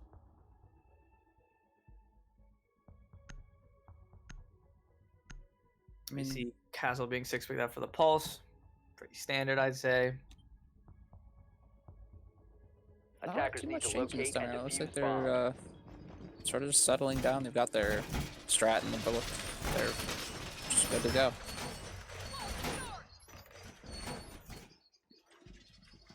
Same reinforcements, it looks like. Probably going to see a mute jammer there on the wall, yep. And ADS for inside of reading, just ready to go. So Looks like there's just going to be a lot of work for the Sledge of Juan to do again this round. Obviously getting the jammer off for the Thermite to open up that breaching round once again. 10 And then seconds taking out to any insertion. ADSs from above that can be spotted, so a lot of vertical play going to be seen up in the master area. Hopefully some roamers there to slow that down. Attacker's objective is to Yeah, it locate might a be as bomb and close defuse it. as the last round was, as UGA did take it the last time. See 3 C4s on the side of Colorado. Again, just unfortunate that I believe it was Ulven or Arctic was the last one against 2. Couldn't get the angle and just throw the C4 in as Juan covered the diffuser going down. Maybe this time it'll be different. Maybe we'll see C4s being used earlier. This Heckle is all the way down bottom red in basement. Gonna go ahead and roam down here. Ooh, tasting room. What a name. Yeah. He's gonna see him roam up and down as we see Arctic also there, probably using his cardiac sensor to cover Heckle to allow him to push up. As we also see Blonde there by library in the, I don't know, what do you call that, painting? I'm just gonna call that painting. Gallery. In gallery, as I believe he hears the footsteps above him and an air jab going out from Demio. That's more than likely on main stairs. Yeah, that's Nomad there. As he puts another one down. I'm not sure if he messed it up the first time and decided to put a second one down. Or maybe he put one on red. Bomb located by attackers. Yeah, I wouldn't be surprised. I mean, we've seen a couple misplaced air jabs just due to clipping corners or banisters or whatnot, so it's definitely possible. Happens a lot. So, Well, we already saw Georgia take control of upstairs, as I do believe that was Banana and Juan through the outlines already taking Master and Statue. Yep, Casanova was also there in the IQ. Demio's just gonna watch the red stairs as Blonde. Maybe not a blind C4, maybe it was, but nonetheless, a good pick. That's the Ash off the board. And that's 1 C4 down. You got 2 more. Oh, never mind. Arctic already used his. Couldn't get a kill, not even damage, but hopefully you have at least 1 more for the plant. So Arctic's gonna use his cardiac sensor. No, they've already blown all C4. I did not hear these. there's one pre-placed in Memorial. Above the Oh, okay. Alright, well, regardless, you have your C4s there. So, fortunately for Georgia, you don't have to worry about when going for a plant or pushing a doorway that you're going to get 1/3 in your face. Good angle there by Casanova onto the one in your face. Swan's again going to get to work on the floor. Hopefully get rid of the wall. Not sure if he did already, but Manly Banana, I was going to say, he's got to start pushing into Laundry as he's going to put the Thermite charge down preemptively as Casanova gets the kill onto Ulven from that angle I mentioned earlier, as the Pulse is still trapped in the next Memorial. He can't get out at all. I mean, luckily it's Pulse, so you don't really need to leave that badly. You can just play on the cardiac and do off of that, but it looks like Alexis gets the kill onto Manly and is able to cover the cross for Casanova to get out. Forces Casanova to move up, rather. Archer's able to pick the Thermite down in the vertical play. Oh no, that was a TK from Demio and a Casanova. Oof. That was not what not you want to good. see. I'm not sure if he tried to pre-fire someone running into Memorial, but that's the round win for Colorado there. 7-5, such a close map. Again, can't say it enough. Such back and forths between frags, between the rounds. The entirety of the second half was so much closer than the first. Well, no, I mean, it was a 3-3 first as well, so the entire map super close as we see Juan leading his team there with 11. Casanova throwing just behind him with 8. Arctic Blonde tied with 9, and Heckle and Ulven 4. So it's pretty even stats, I would say, for Colorado. Georgia, a little more top-heavy, not as much. And again, that's not the full stats, as we did have a rehost after the first 2 rounds. But, I mean, yeah, that was such a close map. Yeah, and, I mean, it wouldn't be surprised if we see it again on Theme Park coming into the second map, to be honest. It's I cannot wait to see a theme park. I mean, with Georgia and their sort of, you know, the strats they had there and the way they play their defensive rounds, I'm really excited to see what they're going to do on theme. yeah, it's anyone's guess. Oh, it's going to be such an interesting one. It's like we got a sub coming in for Georgia here, so they're going to be switching out one of their players. Yeah, they're going to be swapping out, I believe that is... Ah, wait, who was that? Damio, I believe. Oh, yeah, I think we're switching out Demio there. Not sure for who, but we'll wait for their fifth to come in. So for theme, man, I don't know. I mean, that's going to be again really really interesting. So for who is starting? So we're going to see UGA start attack first. With if we go to OT, we're going to see Colorado attack. And again, just from how Villa played out, I wouldn't be surprised if it's just another insane back and forth match from these two. With Georgia on attack again and the way they work their drones, I wouldn't be surprised if we see an even half on theme, which again, for it being a new map, for it being incredibly defender sided right now, because again, it's a new map, it's so possible that they might go even. I wouldn't be surprised if they go up 2 rounds as well. Yeah, I mean, it's hard to say. I don't think I've seen enough teams, at least in this league, play on theme park yet to make any concrete predictions. Yeah, and I don't want to give that like a a lot of credit for Georgia again. Colorado also did really well on their defensive rounds, being able to pick off 1 or 2 players. We saw the interrogation go off twice. We saw Blonde and Casanova trading blows back and forth. So it's really possible that just one player on Colorado, or well, one of the roamers, because it was, I would say, even across the board for each player to get their frags, to get a pick or two and just waste so much time for Georgia on their attack. So again, it's really hard to call it from here. Yeah, it's just it's no man's land. They're both just fighting for as much ground as possible. Let's see.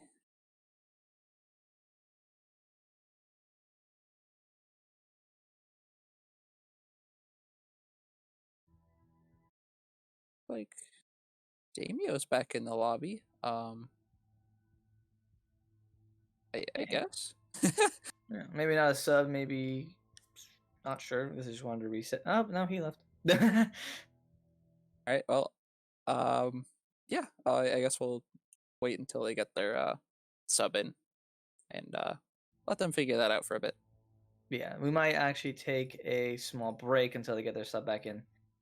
So we'll be right back. Again, second map of Colorado versus Georgia. Colorado taking the first map. Theme, Villa 7-5. Next map is theme. So we'll be right back after this short break.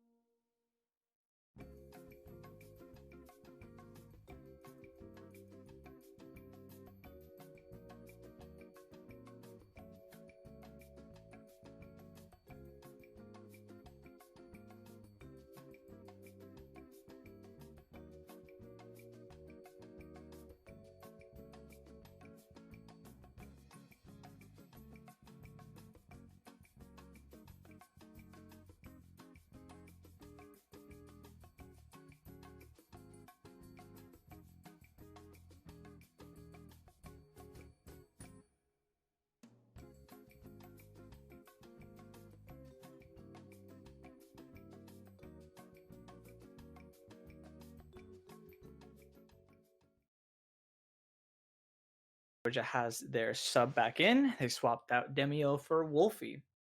We're going to go back into theme park in just a second after we make sure that both teams are ready. Again, Colorado won the first map, which was Villa 7-1. That I believe, was that their map pick?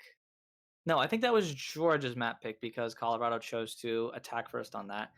So if that was Georgia's map pick, then of course theme's going to be Colorado's map pick. So for each team to win on their own map pick would be interesting, but of course we can't make any predictions about that because we don't know how Theme's gonna go. Like we mentioned just before we got on this break, it was such a back and forth between Villa and Theme could be just the same, especially since UJ are gonna come into the map as the attackers, which they obviously just went through 6 rounds as that on Villa. Now, I mean, as you mentioned at the start of back before we even started any of the matches, Theme Park's a pretty defender-sided, at least from what we've seen map. Just, it's so much about holding your roams, and there's so much spread. It's not, there's some verticality, but there's just a lot of ground to cover. I mean, banning Monty is obviously going to help with those hard pushes onto site, so that's definitely understandable. Wouldn't be surprised if we see some more pushing operators banned, sort of like the I mean, obviously Thatcher can be banned as well. I wouldn't be surprised to see it, but yep, and there it is. Yeah, even if you're going to be attacking first, it's just not a bad idea to get rid of that op because, again, like you said, there's spread out attacks. Being able to throw an EMP anywhere, maybe even above. There are certain spots on certain maps. You know, maybe Theme has that where if you throw it above, it could get something on the bottom floor. So that's a possibility. Pulse being banned out by George and Arctic, bro. He's not happy about that. And we're gonna see the final ban, the final defensive op ban from Colorado. Mira and Maestro, one of them will go through. I imagine it's gonna be a Maestro ban. No, it's a Mira ban. I think I'm gonna think about Mira can be incredibly strong as well, especially if you're gonna play a spread out roam. Like if you're gonna defend any of the second floor sites, spreading it out with a Mira is really strong. So Maestro is in play finally. We're gonna see how his cams might be used here if anyone on Colorado decides to pick it. Not gonna lie, I want to see, and I wouldn't be surprised to see actually some Valk be played just due to the size of this map. I mean, there it is. Just the amount of intel that you're supposed to get off of the surprisingly small amount of default cams in this map is pretty immense. So having the Valkyrie there to assist with that makes a huge difference. Yeah, and I feel like there are still some nooks and crannies being discovered, little cheeky spots that you can throw your cams in that maybe someone on Colorado, maybe Blonde knows, you know, a couple spots for cams that he hopes Georgia doesn't know. We're going to see Wolfie go ahead and go for a 6 pick on Jackal. Jackal wasn't banned last map, and we didn't see him at all. Although I guess it makes a little more sense for Theme because I'm not sure which is technically a bigger map based on. I think Theme's a bigger map based on interior. No, what would you say? I think Villa's slightly bigger. I feel like the first floor is definitely smaller, but because of the addition of the third floor, the map as a whole is bigger. Yeah, I think it's just with Jackal on Villa, it feels like a smaller map when you're inside of it, so Jackal just doesn't seem like a necessity because you ping the guy, you know he's going to be in like one of 2 spots, but I feel like on Theme, anyone could be anywhere with all these desks and these, you know, the corner there and fall, maybe someone's playing cafe behind a desk, so just the smokes and the use of the, it's called the Inox to get any defenders. And we're going to see a cam thrown out onto the balcony of Cash by Blonde. He might go for a peek here, and it looks like he's going to, and they get the cam and get him as well. So Wolfie with a good presence there to get the headshot onto him. Not sure if there is a drone placed there. Knowing Georgia and what we saw from last map, there probably was a drone there in Cash. Because look, I mean, if they're going to spawn there, you know, it makes sense. Yeah, look at that. There's a drone right there from throwing. So they knew. I think they knew. Unless you just threw that one, but I mean, if you're going to spawn and enter from there, it just makes sense to have a drone there. So that was just really unfortunate from Blonde. A good attempt, but, I mean, that's a C4 off the board already, too. Yeah, at that point it would have been, I mean, as soon as you get droned or you hear a drone, you might as well just throw the C4 over the balcony if you're going to go for that peek at all. But some really coordinated drone work coming out here from Georgia. And sort of some trade-off between Wolfie and throwing, trying to figure out who's going to go first, but nope, it's Heckle actually takes the first shot off the board. Castanova gone. That's the Zofia. All lifeline charges off now, so none of those getting used. Unfortunate. I don't think they droned the entirety of second floor to get him out of there. As you saw on the outline, the drone went past the box as Arctic gets a kill on the Wolfie. Not sure if that was from the hole that was made. I think it was from the bottom of yellow stairs there. He's going to play into the room next to Gong. He's going to watch the hatch. He might have an idea that someone could drop from there later in the round. But even just playing here in Tellers and Gong is just such a powerful position. Because if anyone were to go down yellow stairs and wrap all the way to Dragon, he's behind them, able to get the pounce onto them. Juan goes down from what sounds like, I'm not even sure who he got down by. That looks like might be Heckle. Yeah, he's down in lower arcade as Archer gets the kill onto throwing. So basically a 1v4 right now, unless Banana can get the pickup on the Juan. He takes some shots. They know where he is, I imagine. He's gonna try and pick up Juan. I got you. And no one's gonna push him as Heckle did go down. So he downed Heckle, not sure if he knows. A lot of downs going out here. Oh, they're looking. They don't know that Heckle's down. It seems like, ooh, frag grenade from up onto Cafe Belk. It's in the right direction, but not quite gonna cover the distance and the 3 walls. It needs to go through 2-hit Arctic all the way on yellow. So, good attempt. Not quite there yet. Looks like the Thermite's gonna get ready to shoot the wall open here, as Maverick makes a nice little hole to take out the jammer on the other side. That does open up, as Manny is immediately able to take out Heckle. So, good trade there. Juan getting 1 as well. That's Meister off the board. Pre-fire getting so close, but just getting traded out by Ulven. And it's now a 1v2. Juan, 1 tap, and now none, as they're taken off the board by Arctic. Pretty good roam there from Heckle as he gets, pretty sure that was 2. I mean, he gets a down on the Juan, which is almost a kill. And he almost gets the Thermite as well, but gets down. But even considering the fact that he was downed, I don't know, again, that Banana knew that. And because of that, just his presence just took Banana's attention away from getting the wall, and they got the wall later. And it's just, again, not the pre-fire, not quite there onto the fireplace on the back of site. Again, I was actually really surprised that that wasn't a win for Georgia, because, again, they got the kill on Blonde super early, with Blonde attempting a run out. Don't think he's going to attempt that now. He might still, considering he did it earlier on Villa, so who knows.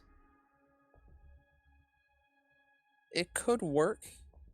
You just have to play it a bit more careful than that. I mean, you had the people on cam, you saw that they were watching basically right towards you. It's not a worthwhile investment when you have a Nitro Cell and Valk cams. Yeah, I imagine he plays all the Valk cams, but still, the Nitro Cell is super important.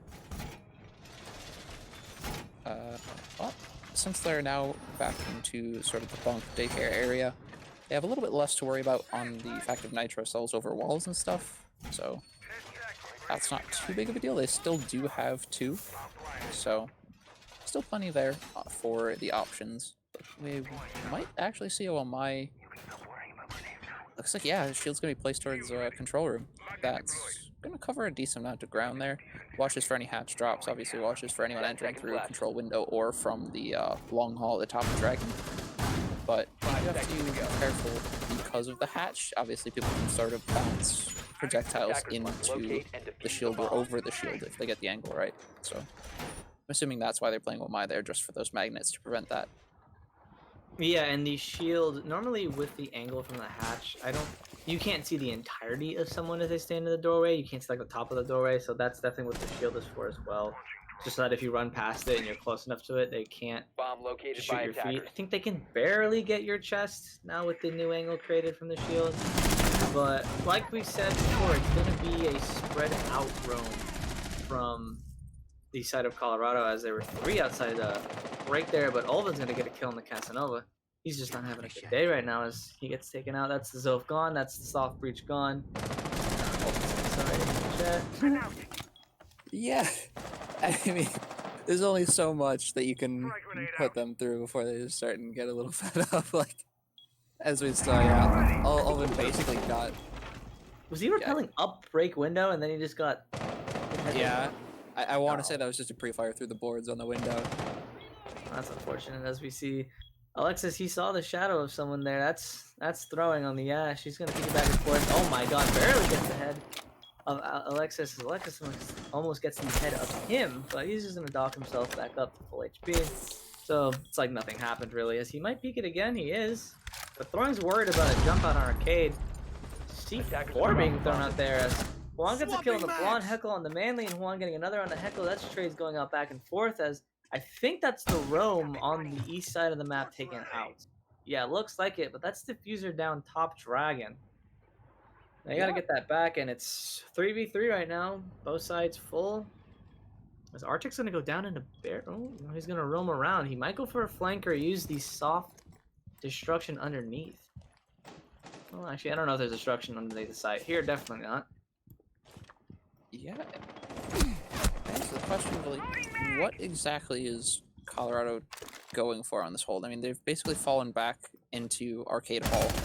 Ooh, this roam just works out for Arctic. Nice connection on the headshot. It looked like it was going to miss for a second there. Ooh, but a nice trade back from Juan as Throwing picks up another.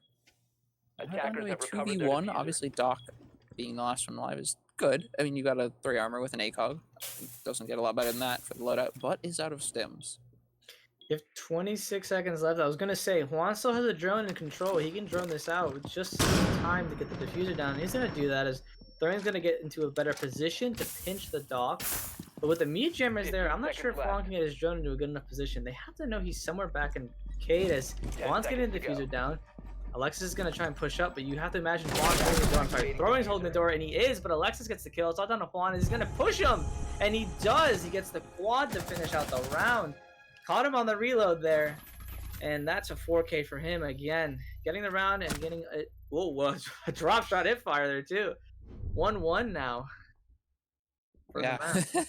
Wow, I didn't think he'd get that with that hip fire drop shot. Yeah, luckily the dock was low enough that only one bullet had to land, and it did, so...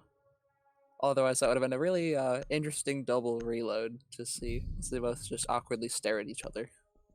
But worked out for Juan, and obviously glad for their team that it did. So, that'll be a round up for UGA. Yeah, again, 4K for him. Now he's got 5 kills to his name as the rest of his team has 1 except for one of them. And we see Colorado going to go back to that site. It was really close. Attackers It need makes to sense. locate You know, and defuse as many bombs work as they things can. out a little differently, and you could, you get by with it.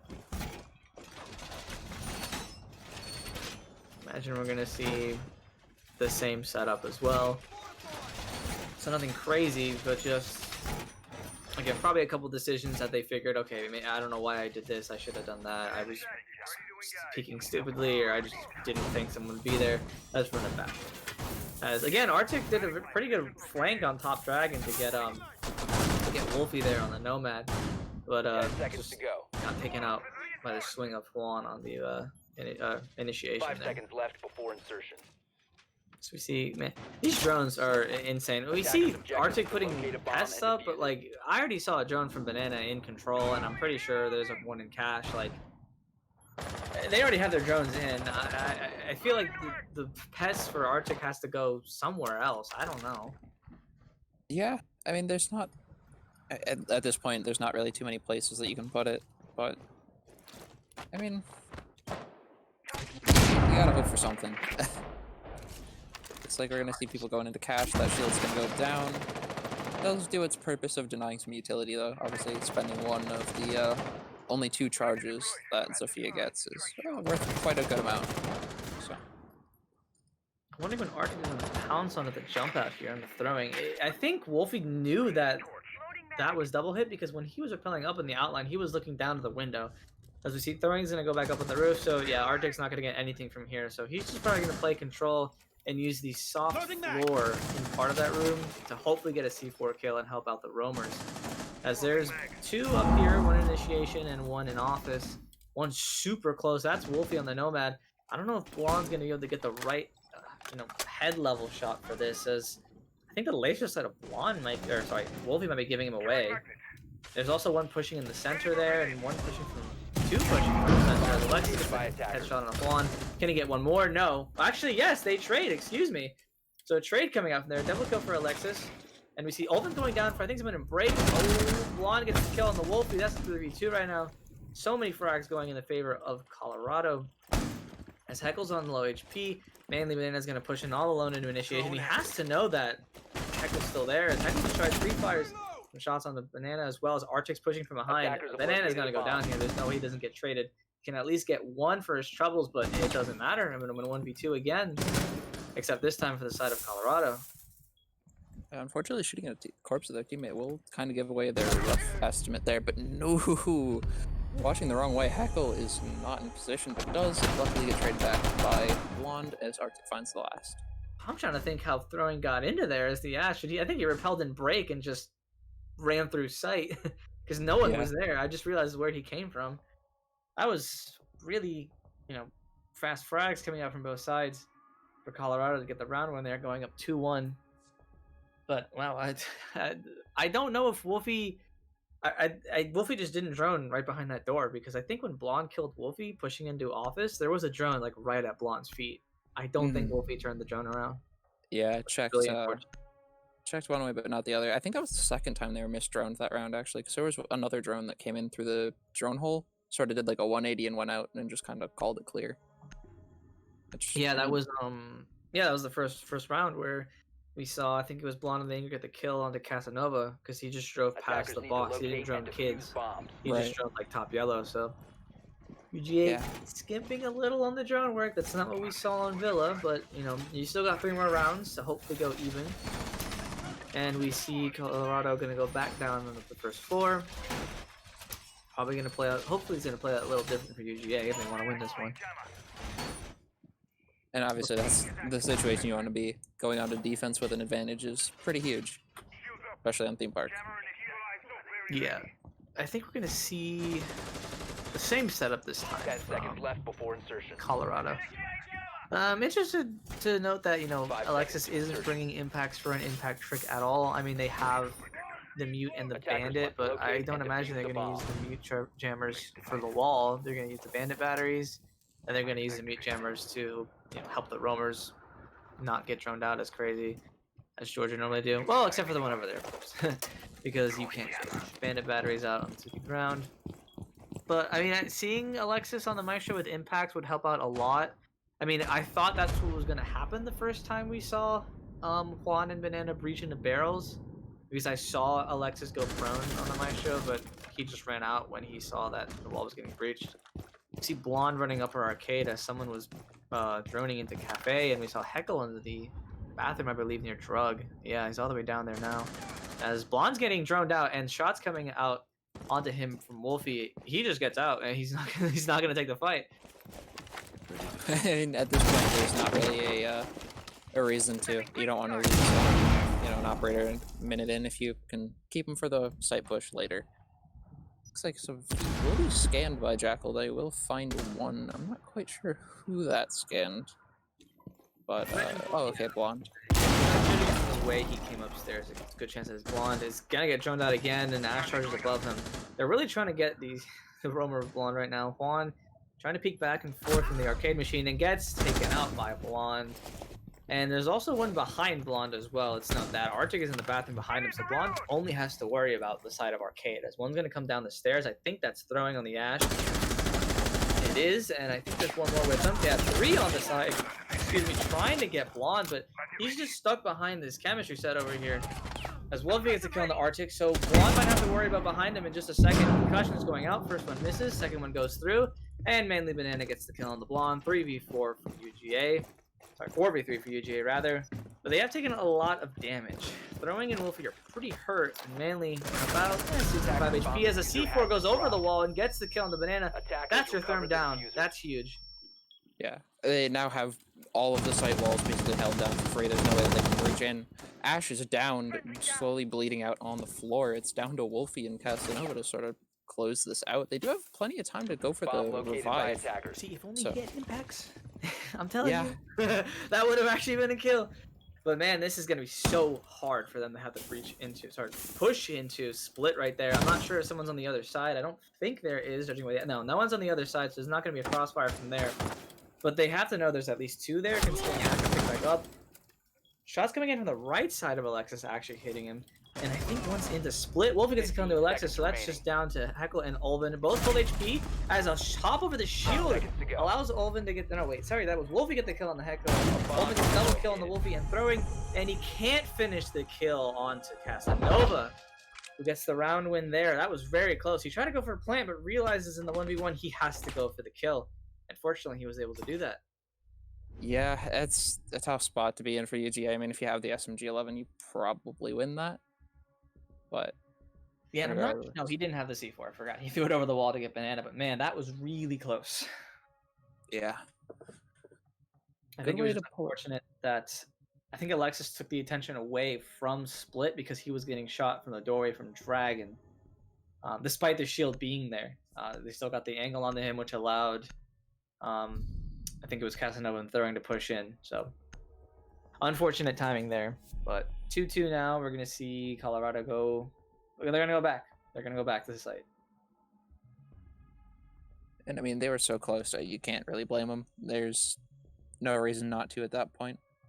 They've got basically everything in their favor going into it now. They know, at least to a certain extent, what the game plan is for UGA. They know what operators to be expecting, where to expect them, as long as UGA doesn't do anything too crazy. So Defenders, protect your bombs definitely from being looks defused by a attackers. little bit in the favor of Colorado, but I don't want to call that too soon. Yep, and we see the drones from Georgia coming in.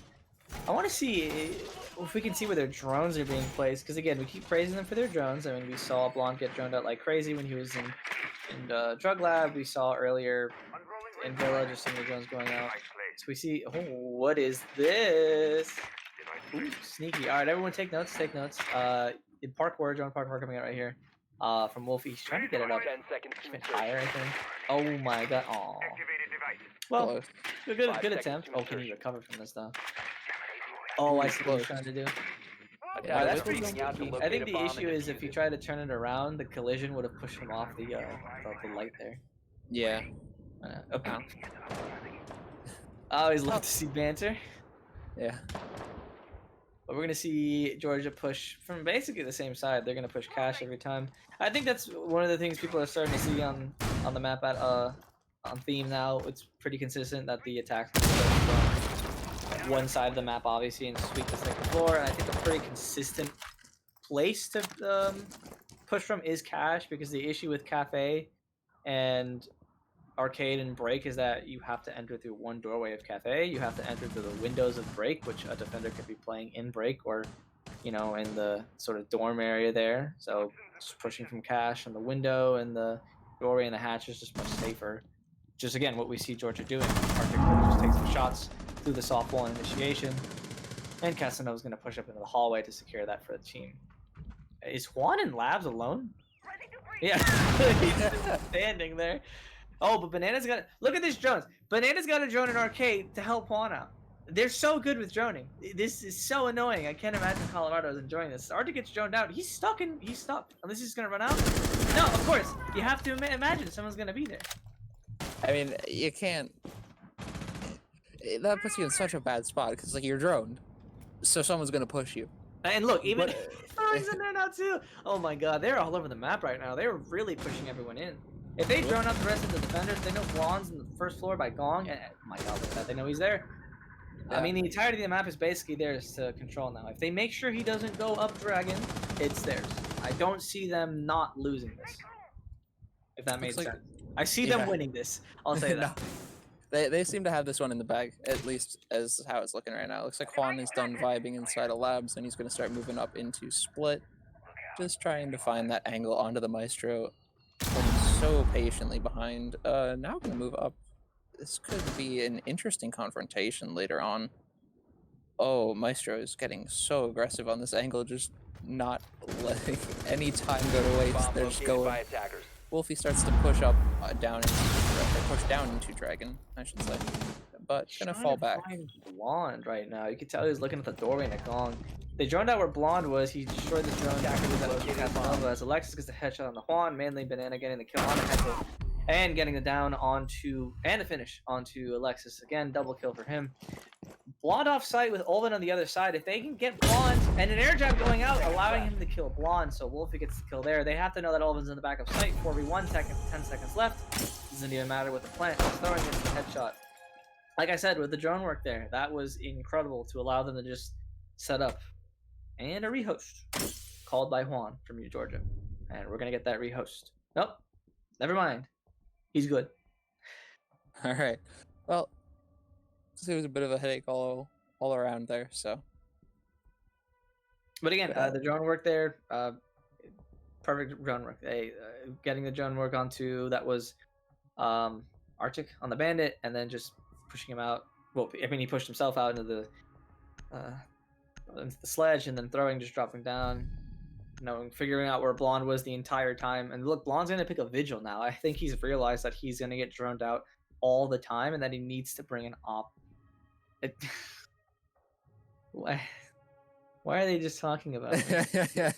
Looks like you had a bit of a fan club forming. And, I told them you know I was casting this game.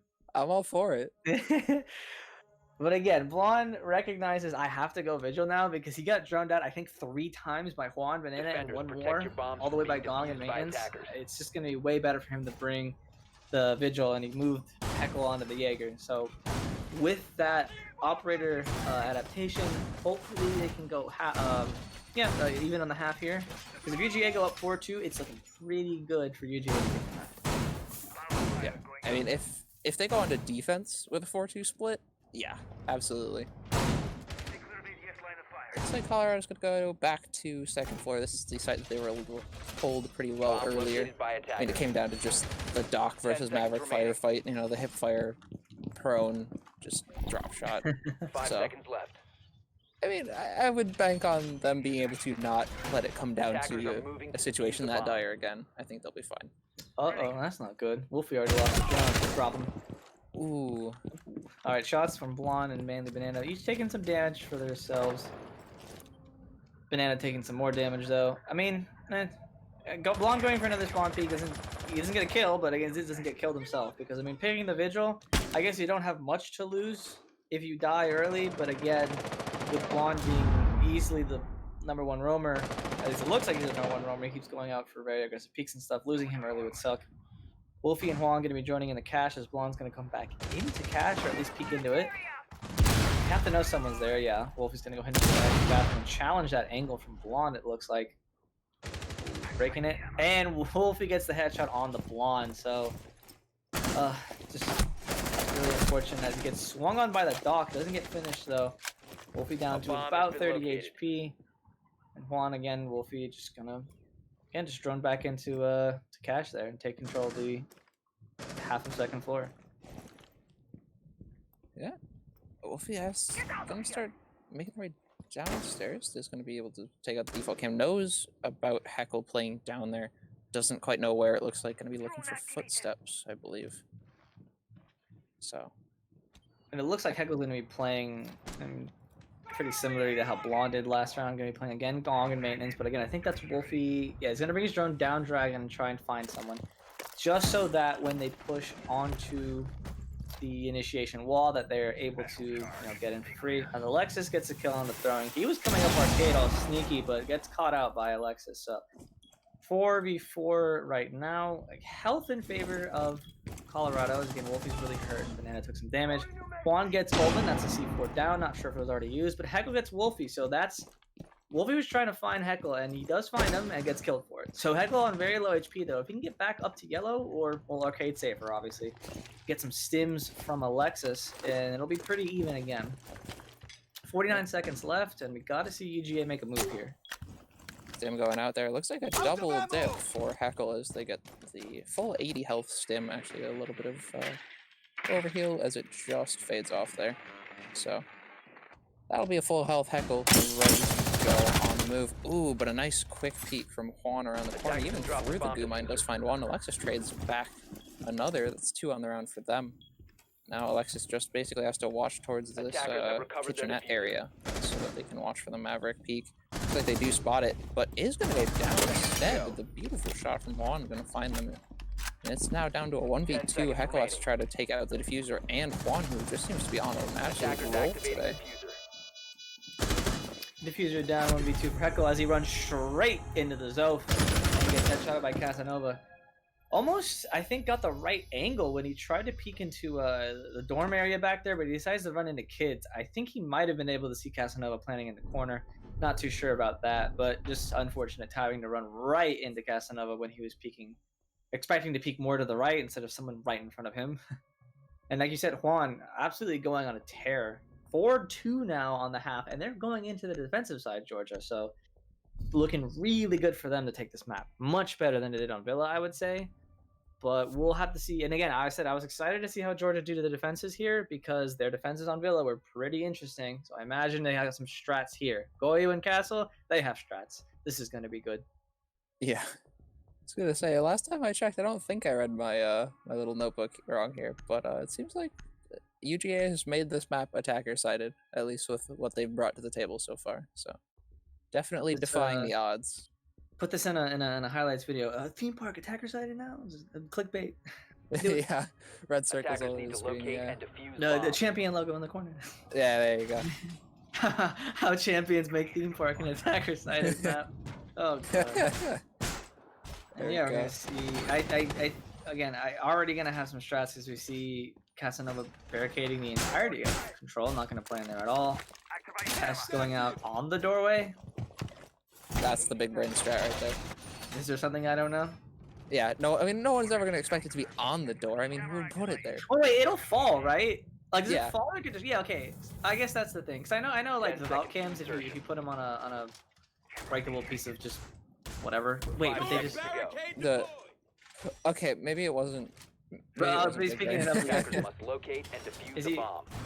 Okay, I don't know. Yeah. Oh, is it sort It's of just sitting on the floor. debris? But wait, do you think the debris is gonna block it? Because I know Uh, that is maybe it like blocks it and like covers the floor, so it makes it hard for. Maybe I'm thinking too far into it. But maybe like. It definitely could. I mean, it's despawns after a bit, Oh yeah. so maybe. I don't know. That- What do you that's- see? Okay, so we see a pretty spread out roam above. We see 3 up there. I think that was Wolfie Casanova and throwing. They're gonna have holes above in the barrel's window. They're gonna have like the single wall reinforced with the rotating initiation, the castle barricade there. So they have this pretty set up. And look at that, Wolfie's trying to get some soft destruction on the wall involved, but he doesn't finish in time as Blonde just hears the shots and notices the pellets go by him. So unfortunate for Wolfie to not get that set up fast enough, as Blonde's gonna throw out Casanova, get some shots onto the wall to try and pre-fire him. So I think they're gonna have to give up this side of the map and fall back into kids in the dorms. Like Elvin's already getting their Bomb first located by extra thermite attackers. charge off here. Nope, actually that's just the Maverick torch, but now it's just going off, and that'll force one off of their position.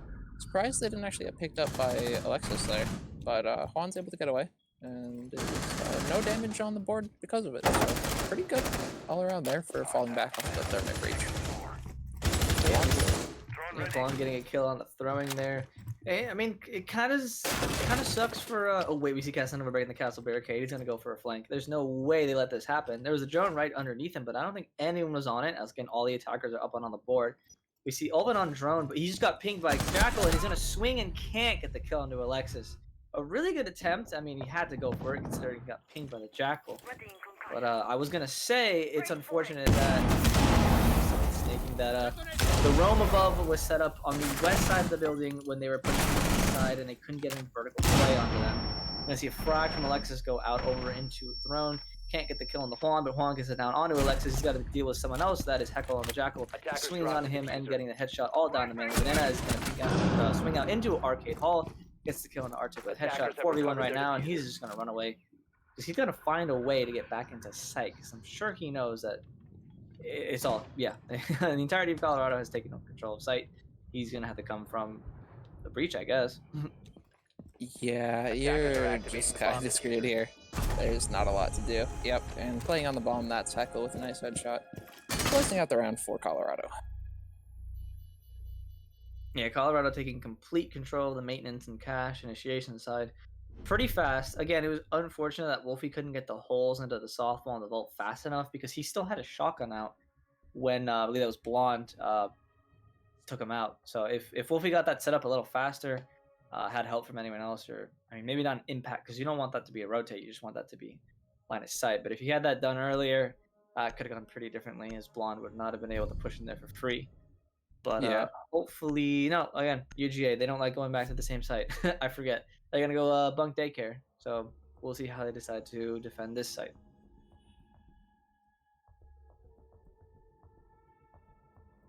And yeah, not too much changing overall on the setup here. The Valkyrie's coming back, so UGA is going to be bringing that around. No 6 picks either. So, I mean, we know that they don't, but still, gonna be the same thing across the board here. Attackers need to locate and We'll defuse see bombs. what Georgia decided to do here. I imagine they're gonna go. Yeah, they're gonna do. A standard sort of spread out roam onto the east side to deny any sort of push from Cash. I like what Wolfie's doing. I think they're going to do the sort of strategy where you shotgun out the wall top yellow so that you have an angle there. Someone plays vault and you have the angle there onto the hallway right in front of Cafe. I think that's pretty standard now. I don't think it shouldn't be a surprise to anyone. I'm pretty sure you see that in most levels of play. And then again, you have like maybe a rotate into initiation from dorms, but I don't know if they're gonna do that. Yeah, they are. I think they are. And people's even then on the corners of plant spots too. Looks like they're really preparing for a yellow push, to be honest, like a yellow arcade sort of style here. And they have their reinforcements for push inside of control and cache, but I mean, and that's exactly where Colorado's coming from, but they only have really one operator there as Manly is falling back and Throwing is playing pretty far away inside of initiation. Yeah, it all comes down to throwing, and I don't think Casanova is actually going to play in vault, it looks like. I think he's going to play back top yellow and use the whole... No, Juan's going to play there, actually. It's Banana's going to play in between them. And he gets taken out by Banana. I'm sorry, Blonde. And we already had a tight angle against the down into Casanova, and he might also take out the Jaeger in the back. Oh no, Blonde just absolutely destroying these defenses so far. And he gets the head of throwing. Oh my god, he's already on a 3K right now. That's kind of the round. Can he get the kill on the person below? He's going really close to that, but no, Heckle gets the kill there.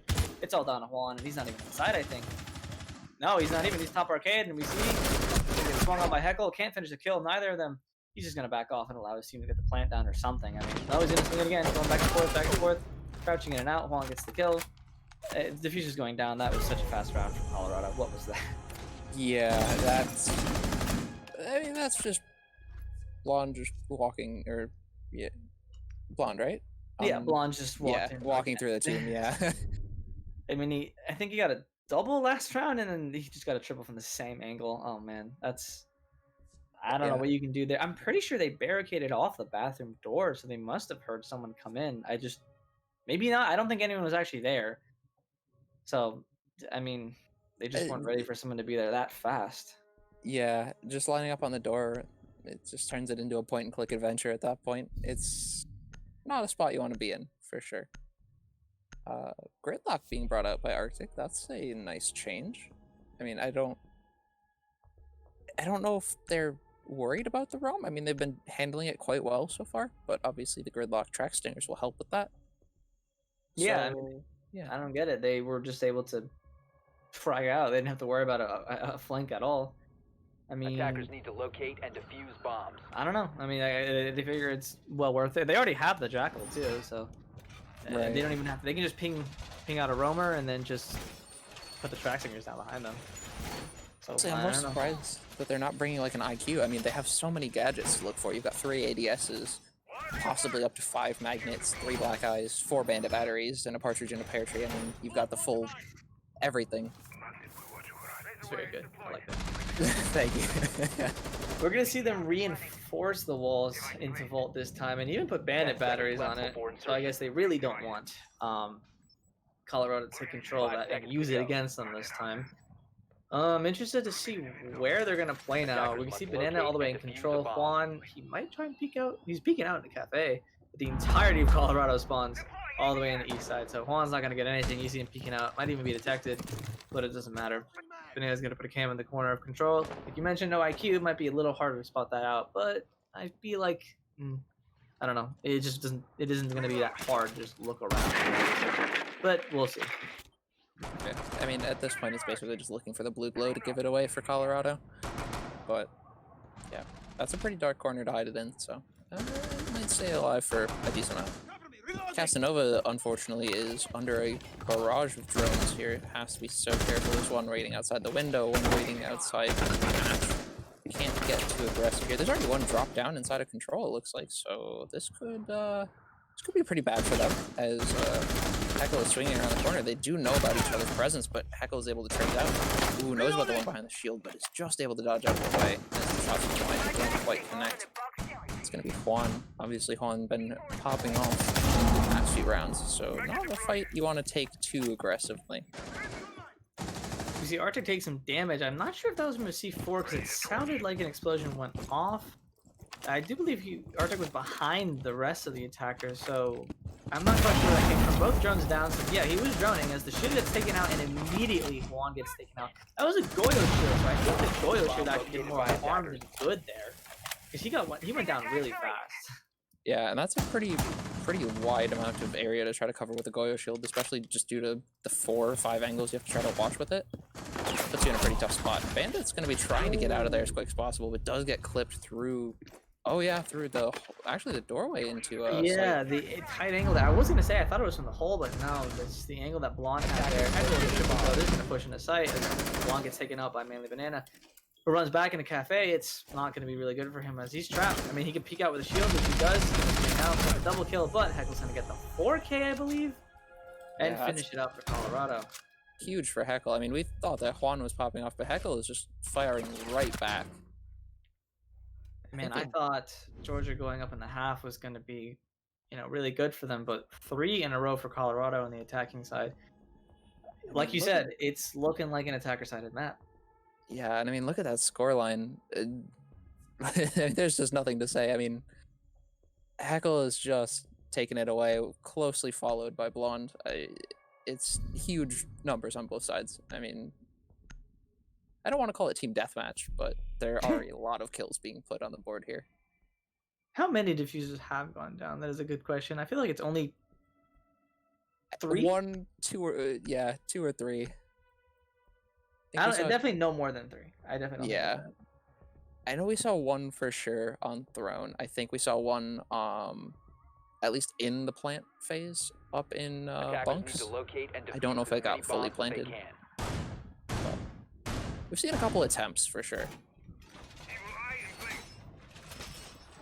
Yeah, but for UGA, I'm not sure what to say for them because they're kind of just getting pushed really fast. Colorado are taking insane amounts of control incredibly fast above, pushing off the roamers, and then even with that, they don't stop to take a break and return. They really just go for it, throwing UGA off, which is kind of what I feel like UGA did early on in Villa, like what Casanova did on their first round of attack, and the rest of the roam clearing they did. But I don't know. I mean, it's just not. It's just not working out for UGA. And again, 3 in a row for Colorado. If Colorado get a 4th one, then they're up on match point. And at that point for UGA, I feel like you're just pretty hurt.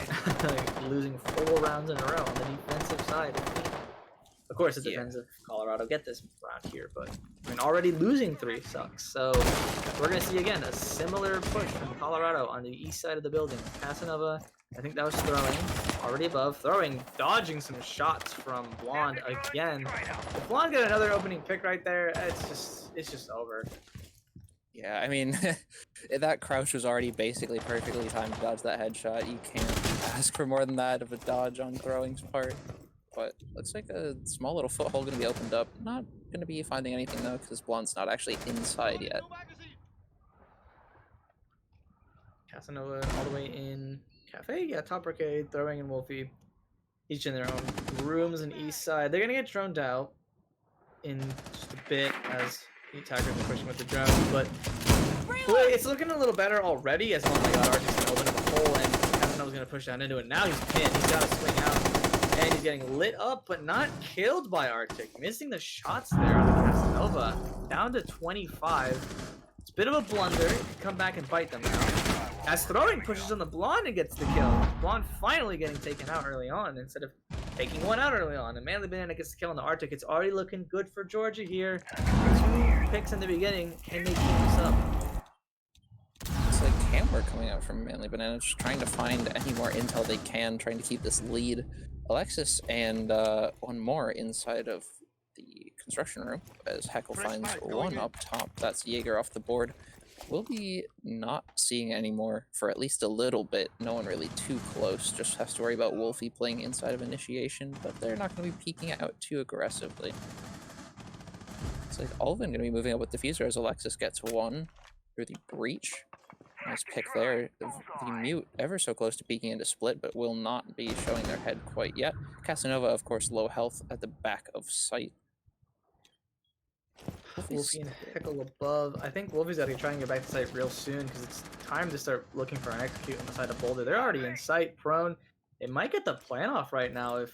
Oh, man, I'm not sure if Manly barely saw him peek through. If he has the C4, hopefully he can lob it over. He's not. He's going to go for a dry peek, I think, and get taken out. I don't know if he had the C4 there. If he did and didn't use it, that's a huge blunder as Alexis gets a double kill now, all down to Casanova, who's so low. He can't peek this out. Like, he's so low, he's going to get taken out from anything. Yeah, and I mean, very quickly, Colorado's turned this around well in their favor. They know where Casanova is, they just have to peek, and it looks like that's exactly what's going to happen. Alvin finally closing that out. Okay, call for a rehost on the side of UGA. One round left for Colorado to close this out. Man, that's 4 in a row is absolutely insane for Colorado. As this rehost is going to go through, we're going to see UGA leave, and we'll give them the time that they need to fix the issue they have. But that looks like the best round from Georgia, and it for sure just slipped away just so fast. I really thought that with the 2 picks early on, they were going to be able to hold on to the second floor, but no, a pick came out there, and then I don't know. If we look at the scoreboard right there, 12, 10, and 9. Oh man, it's just I don't know. I mean, it's kind of what happened on the beginning of Villa, where they not even. I mean, they're doing worse than they did on Villa. They aren't holding them off for the first half or first 2 minutes of the round, and then losing it at the end. They're just losing it at the beginning. And again, the last round was the best. 2 picks early on, and then it all just fell apart. Again, I don't know if Mute had a C4. If he did and he didn't throw it over into Throne, that was a pretty big blunder because he swung out into the angle of the doorway. Yeah, if the Nitro Cell was there, that's just rough. I mean, you have basically a free lob for a kill, but I'm assuming that it wasn't there because of that. Yeah, I would hope with the way UGA have been playing and the way they've been setting up, they must have the presence of mind. They know their utility and the usage they can get out of it. So for sure, I think it was used, but still, that's just pretty rough. And again, I don't know what UGA could really do differently here. I mean, we saw Blonde get taken out in showers over by Cash because he played I believe that was throwing on the Jaeger. Play a little more aggressive and peek out. Maybe they just need to play a little more aggressively, but even then, that's just so risky when you're already down. 6-4 now. You have one more round to no more rounds to give. Sorry, no more rounds to give, and then you got to go into OT. And if we do end up going into OT, it's going to be Colorado attacking, which they've been slamming on so far. So it's like an uphill battle no matter what you're doing as Georgia. Yeah, they're just in a really tight spot right now, and obviously they can bring it back. It's completely possible, but at this point, you just have to run it into overtime and hope for the best.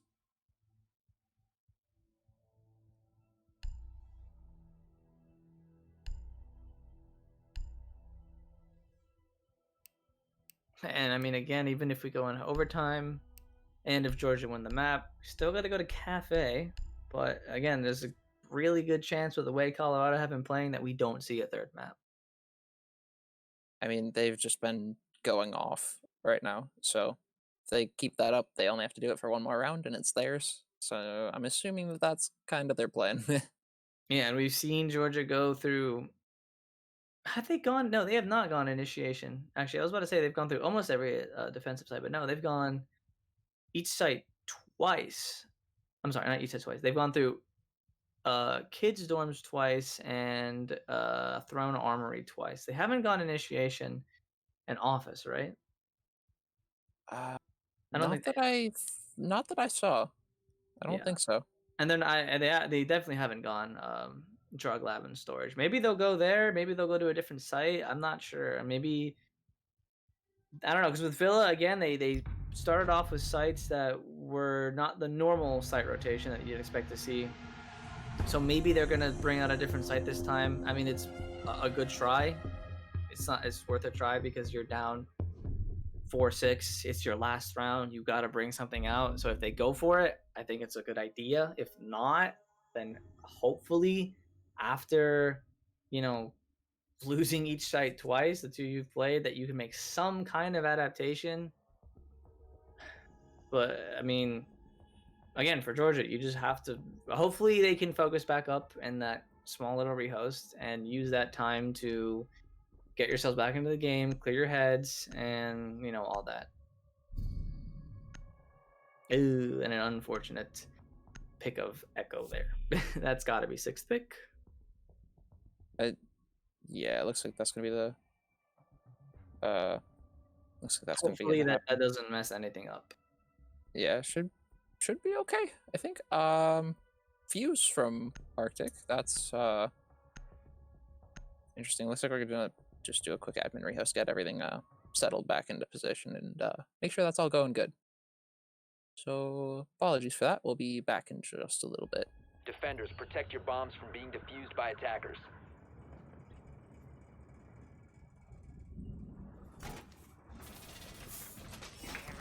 Yeah, it seems we're just gonna keep going in with it.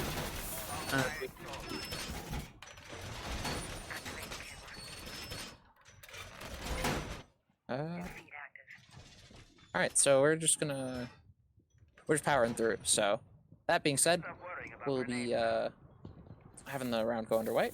Well, let's talk about RJ bringing a fuse here. 10 seconds to go. Interesting about that there. I'm not sure. I guess they might have figured they'd go down bottom floor again, but no, they're gonna go back. Okay, so Georgia are going back Bomb to a site that located by defended. It attackers. is their 3rd Attacker's time now. objective is to defuse a You bomb. have to The imagine attacker's that they bomb can diffuser has adapt been dropped. to whatever Attackers Colorado's recover throwing the at bomb them. diffuser. It's basically the same lineup from Colorado, Defender except has for left the the area of that operation. is not good. Spawn getting taken out so early off of a spawn peak. I mean, I guess you had to go for it, right? You got to go for anything to get yourselves any picks in the round, but already losing the dog. I don't know. And especially as your top frag, that's really rough. And you lost 3 stems, MP5 with an ACOG, 3 armor. That's a lot. Casanova. We did hear, sorry, Actually, we did hear Casanova get a drone. I heard that, Yeah. so they got something going for them, hopefully. Yep, it did just get droned out though, so shots ringing out, not going to quite connect. It does break open the barricade, but obviously Casanova by now long gone. Down into the connector hallway between site and initiation type. Hatch now being detonated, so that will expose the 2 players below, but of course not going to be dropped by Arctic quite yet. That's a lot more there. Throwing getting a nice waiting kill onto Heckle and a team kill from Alvin onto Blonde. That's not good. I imagine there's someone just trying to peek this angle and then just gets taken out. Yeah, that's not good.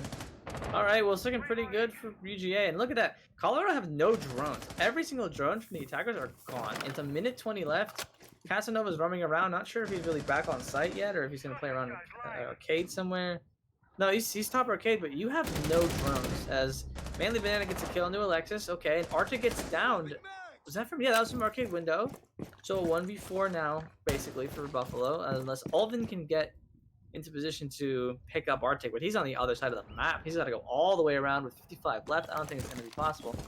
Not sure if he knows that throwing is still in the area on the Valk. He's just going to slowly walk around. He swung on by Banana. It's taken out as he gets some shots behind him. That is throwing on the Valk. But Valk's just going to walk back into sight, it seems. Yeah, going to go back to safety.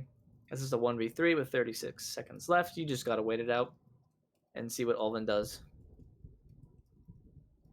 And I mean, Arctic is still alive, but at this point, there's not really a chance that they go and get the res.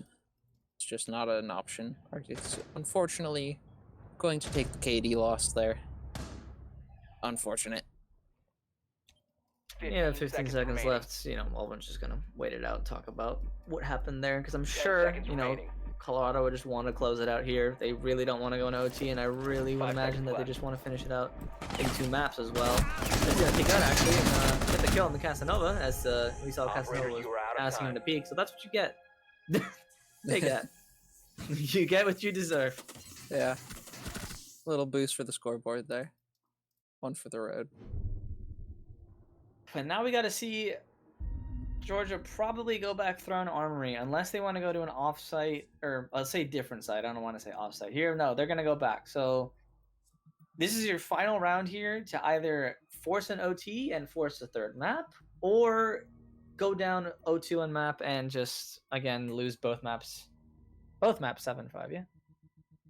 Yeah. Yeah, the other map 7-5. I don't know. I mean, each time they've played this, it was just pretty solid from Colorado. See Frost being taken by Casanova here. Oh, it's gonna be 6 pick into a Jaeger. Then I think that was a accidental random pick.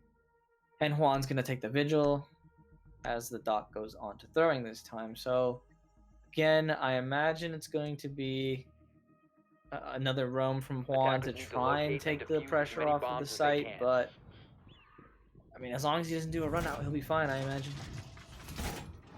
It looks like that's, at least as of yet, not going to be the case. Alright, some banter coming out, but the setup's still happening. Yeah, pretty standard. Nothing too much. Just the same, yeah. I bet we're gonna just see, you know, bandit batteries placed on the east. Oh no, we're gonna see bandit batteries being placed above, actually. So I imagine he put 2, obviously downstairs, I hope. And then he has, actually no. If you notice, the wall in maintenance, I don't think is electrified. Is that? No, that's just left, yeah, totally undefended. Although Thoring's playing close underneath Dragon, so... Oh, no, so you see there's holes above that to allow, I imagine, the roamers above to deny that, but that's going to be so hard considering... Oh, no, and Thoring already gets down by Blonde. Blonde getting with a quick entry into Gong and Tellers just automatically takes him down. Blonde always finding these first picks, that is insane, and Wolfie's going to go back down and I guess finally put his bandit batteries down on the wall? I think he might have forgotten or something. Yeah, I mean... Only 1, really. Or is that both? I only caught the 2nd. Yeah, that's both. Okay. Yeah, it's both. But still, yeah. Attackers have located a bomb. Man, okay, we're gonna see Colorado drone above, all the way through control and stuff. So they've already taken control of the east side. They're opening up a hole here. Maybe a Maverick nade over? Oh, extra assault dodge. Okay, good read there by Colorado. It's like, yeah, flashes to zap out the ADS. Looks like that's going to be the case. Yeah, no nades from Maverick yet. No cuts being made. They're just kind of playing it slow. They have the man advantage by 1. No health advantage, actually, so really not too much in the favor of Colorado, at least right now. They have burned the ADS. Another one gets placed. This is a nice play by Casanova if they go for the frag here. This could be really big. It looks like there's, I think all 3 ADSs were used there, because I think there's already one underneath the one he just placed down. Yeah. And I think he heard that. I think Alexis heard that, so now he's got to go for the line across, but he gets shots on him by the Jaeger. So it's going to be so hard to go, but oh my god, the tiniest of angles there. Casanova really tried to get the headshot on him, but Alexis just reacted so much faster. And Wolfie takes some damage as well. I mean, Alexis is getting, oh my god, he's getting really hurt from this. I don't really know if he can go for it though, but Juan's going to be pushing up from split. Oh man, if no one knows this and he's somehow able to peek in, or at least create pressure, any pressure there is going to be so good for him. But I don't think he's going to try for it just yet. Banana's playing there. Barricade and barbed wire goes down, gets concussed. Manly Banana can still contest this, because remember, concussives don't lower your ADS speed, your sensitivity. Wolfie tries to peek for some reason, but he does get traded up by Banana. A bomb has So been that's located. a 3v2 right now. As Manly gets another one, but it's all 15 down. seconds The left. Manly Banana on the site. 13 seconds left, gets swung on, and cannot react fast enough onto Arctic swinging him. And that is a 7-5 victory for Colorado, meaning that is 2-0 for them, going 7-5 on Villa as well. And they are going to move on in the Summer League brackets round of 16 to the round of 8. Yeah, and I mean, just impressive comeback. I mean, what is that? Almost 5 rounds in a row, 4, and then a quick 1-1 to take it. I mean, that's way to run it back by Colorado. Map 2. Yeah, again, going down on your defensive side,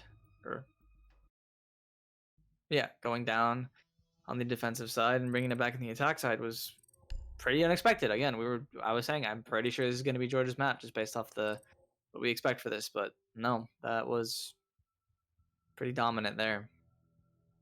And again, it was still close. Like, don't look at the 2-0 and think, man, they slammed. 7-5, 7-5 was really close. Each round was trades back and forth. Each round was back and forth as well. That was a close game from both sides. That was such a good series from both teams. And again, props to Georgia for bringing it super close. But again, Colorado just edges them out barely, just barely. Yeah. We're going to go ahead and get an interview in just a second with someone from Colorado. I believe it's going to be Ulven. And we're going to try and get him into here in just a second so we can talk with him and have him tell us how the game went as we ask him a couple questions. So we're going to wait for that to happen.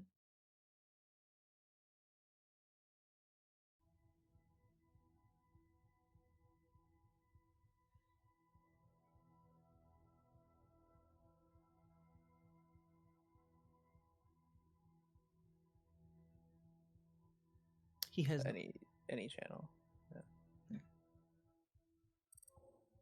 No, it seems we're gonna have 2 actually. We might have Arctic and Ulven. Might have both.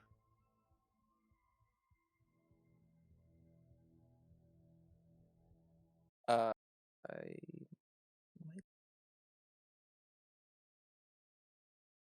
Who we grabbing? Arctic and Ulven, I think both of them. Okay. I can't drag. Yeah.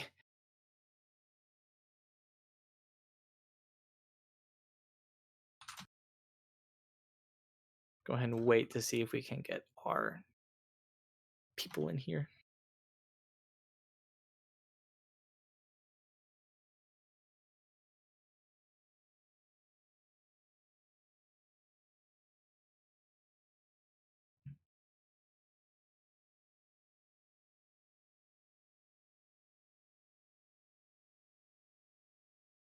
Right now, we're just waiting for someone to bring the 2 people from Colorado into the appropriate voice channel. Because you can imagine we don't want anyone coming in our voice channel during a cast. So we're just going to wait for someone to just pop them in here real quick.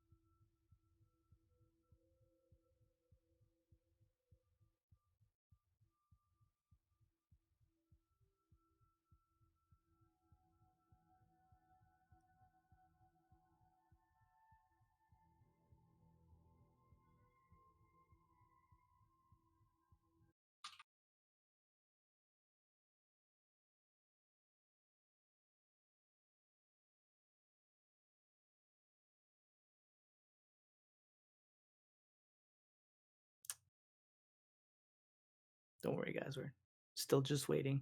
Oh, There we go. Hello. we got him. All right. right. We're finally here. We have Arctic and Olin both from Colorado joining us right now. How you guys doing? How you guys feeling? I'm feeling pretty good. Kind of That hot was a though. really fun game. I'm Hot, feeling though. good. That was a close game. It was such a back and forth, like every round. Like despite the 2-0 scoreline, like they were in each round they were for us going back and forth, and I mean trades and all that. The rounds going back and forth. That was a lot. I want to ask you guys. I don't know. I mean, judging from the banter, you guys obviously know Georgia. Like you, I imagine you played with them. Maybe I don't know, out of the game in comp or in game in other leagues or whatever and whatnot. I wanted to ask, because I personally have gone against Georgia before. I wanted to ask, were you guys expecting weird defensive setups or like unique defensive setups? Because when they went to living room library on Villa, that was a pretty, I would say a nice unique setup. Were you guys prepared for that, or were you guys just like, what is this? What are we doing? Well, we definitely haven't scrimmed or played Georgia in a bit. At least, definitely not over this summer. So, I mean, that was a little bit of a surprise for us, but I mean, we overcame it for the most part. I guess we did our best to try. So. And that you did. I mean, pretty impressive showing all around throughout the maps. I mean, obviously, a lot of pretty frag heavy rounds near the end. Was there a strategy that led to that? Well, at least on theme park, Blonde is pretty comfortable on theme park, so we just let him take the reins a bit. Definitely. And I want to like ask about theme, like when you guys again were down, like what like it was Blonde for the first 3 attack rounds, just getting picks over and over with the triple kill, all while standing in one spot in showers or wherever that was. Like that was ridiculous. Like, like what happened when you guys went down, and then what happens when you guys got 4 in a row? Like what was going on from before 4 in a row and after 4 in a row?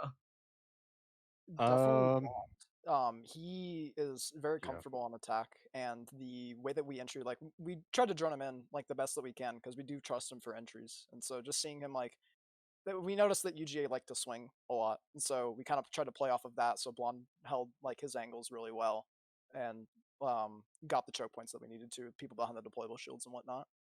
And speaking of droning, the drone work from UGA, at least on Villa, was like insane. Like every time, I Yeah. think Blonde was getting droned out like crazy, and everyone else was just getting pinged. Like every time, I think it was their attacking side. I think it was you, Arctic, on Mozzie and maintenance when you were Yes, trying to sir. prepare a jump out. I could not get out there. There was an air job, and I heard it, so I went to another window, and that window was also air jobbed, and so I tried to throw the C4 out. The C4 did not get the air job, and I just got really sad. Yeah, there were also drones like everywhere else all around too. Like I don't think they were for you, but even if you had left there, I'm pretty sure you would have gotten caught out. Like there were just drones everywhere from them. At some point, it was like 20 seconds into the prep phase, and there was already a drone in control. There was already a drone in Gong. Yeah, Blonde was in Gong, and he just got droned out like 3 different times throughout the round. They knew he was there the entirety of the time, all the time. Excuse me, and like that was just he just couldn't move, and he got pinched. I'm pretty sure. So I mean, I imagine that was so annoying to play against. But you Yeah, guys Blonde- pulled through regardless. I mean, it is, but I mean, UGA is honestly the best droning team we've ever played. Every time Yeah. we play them, it's the exact same thing, and it's just a story of the drones for them. So props to them for that, though. They have their information. Yeah, I mean, again, congratulations on the 2-0. Andre, did you have anything else to add? No, I'm just impressed.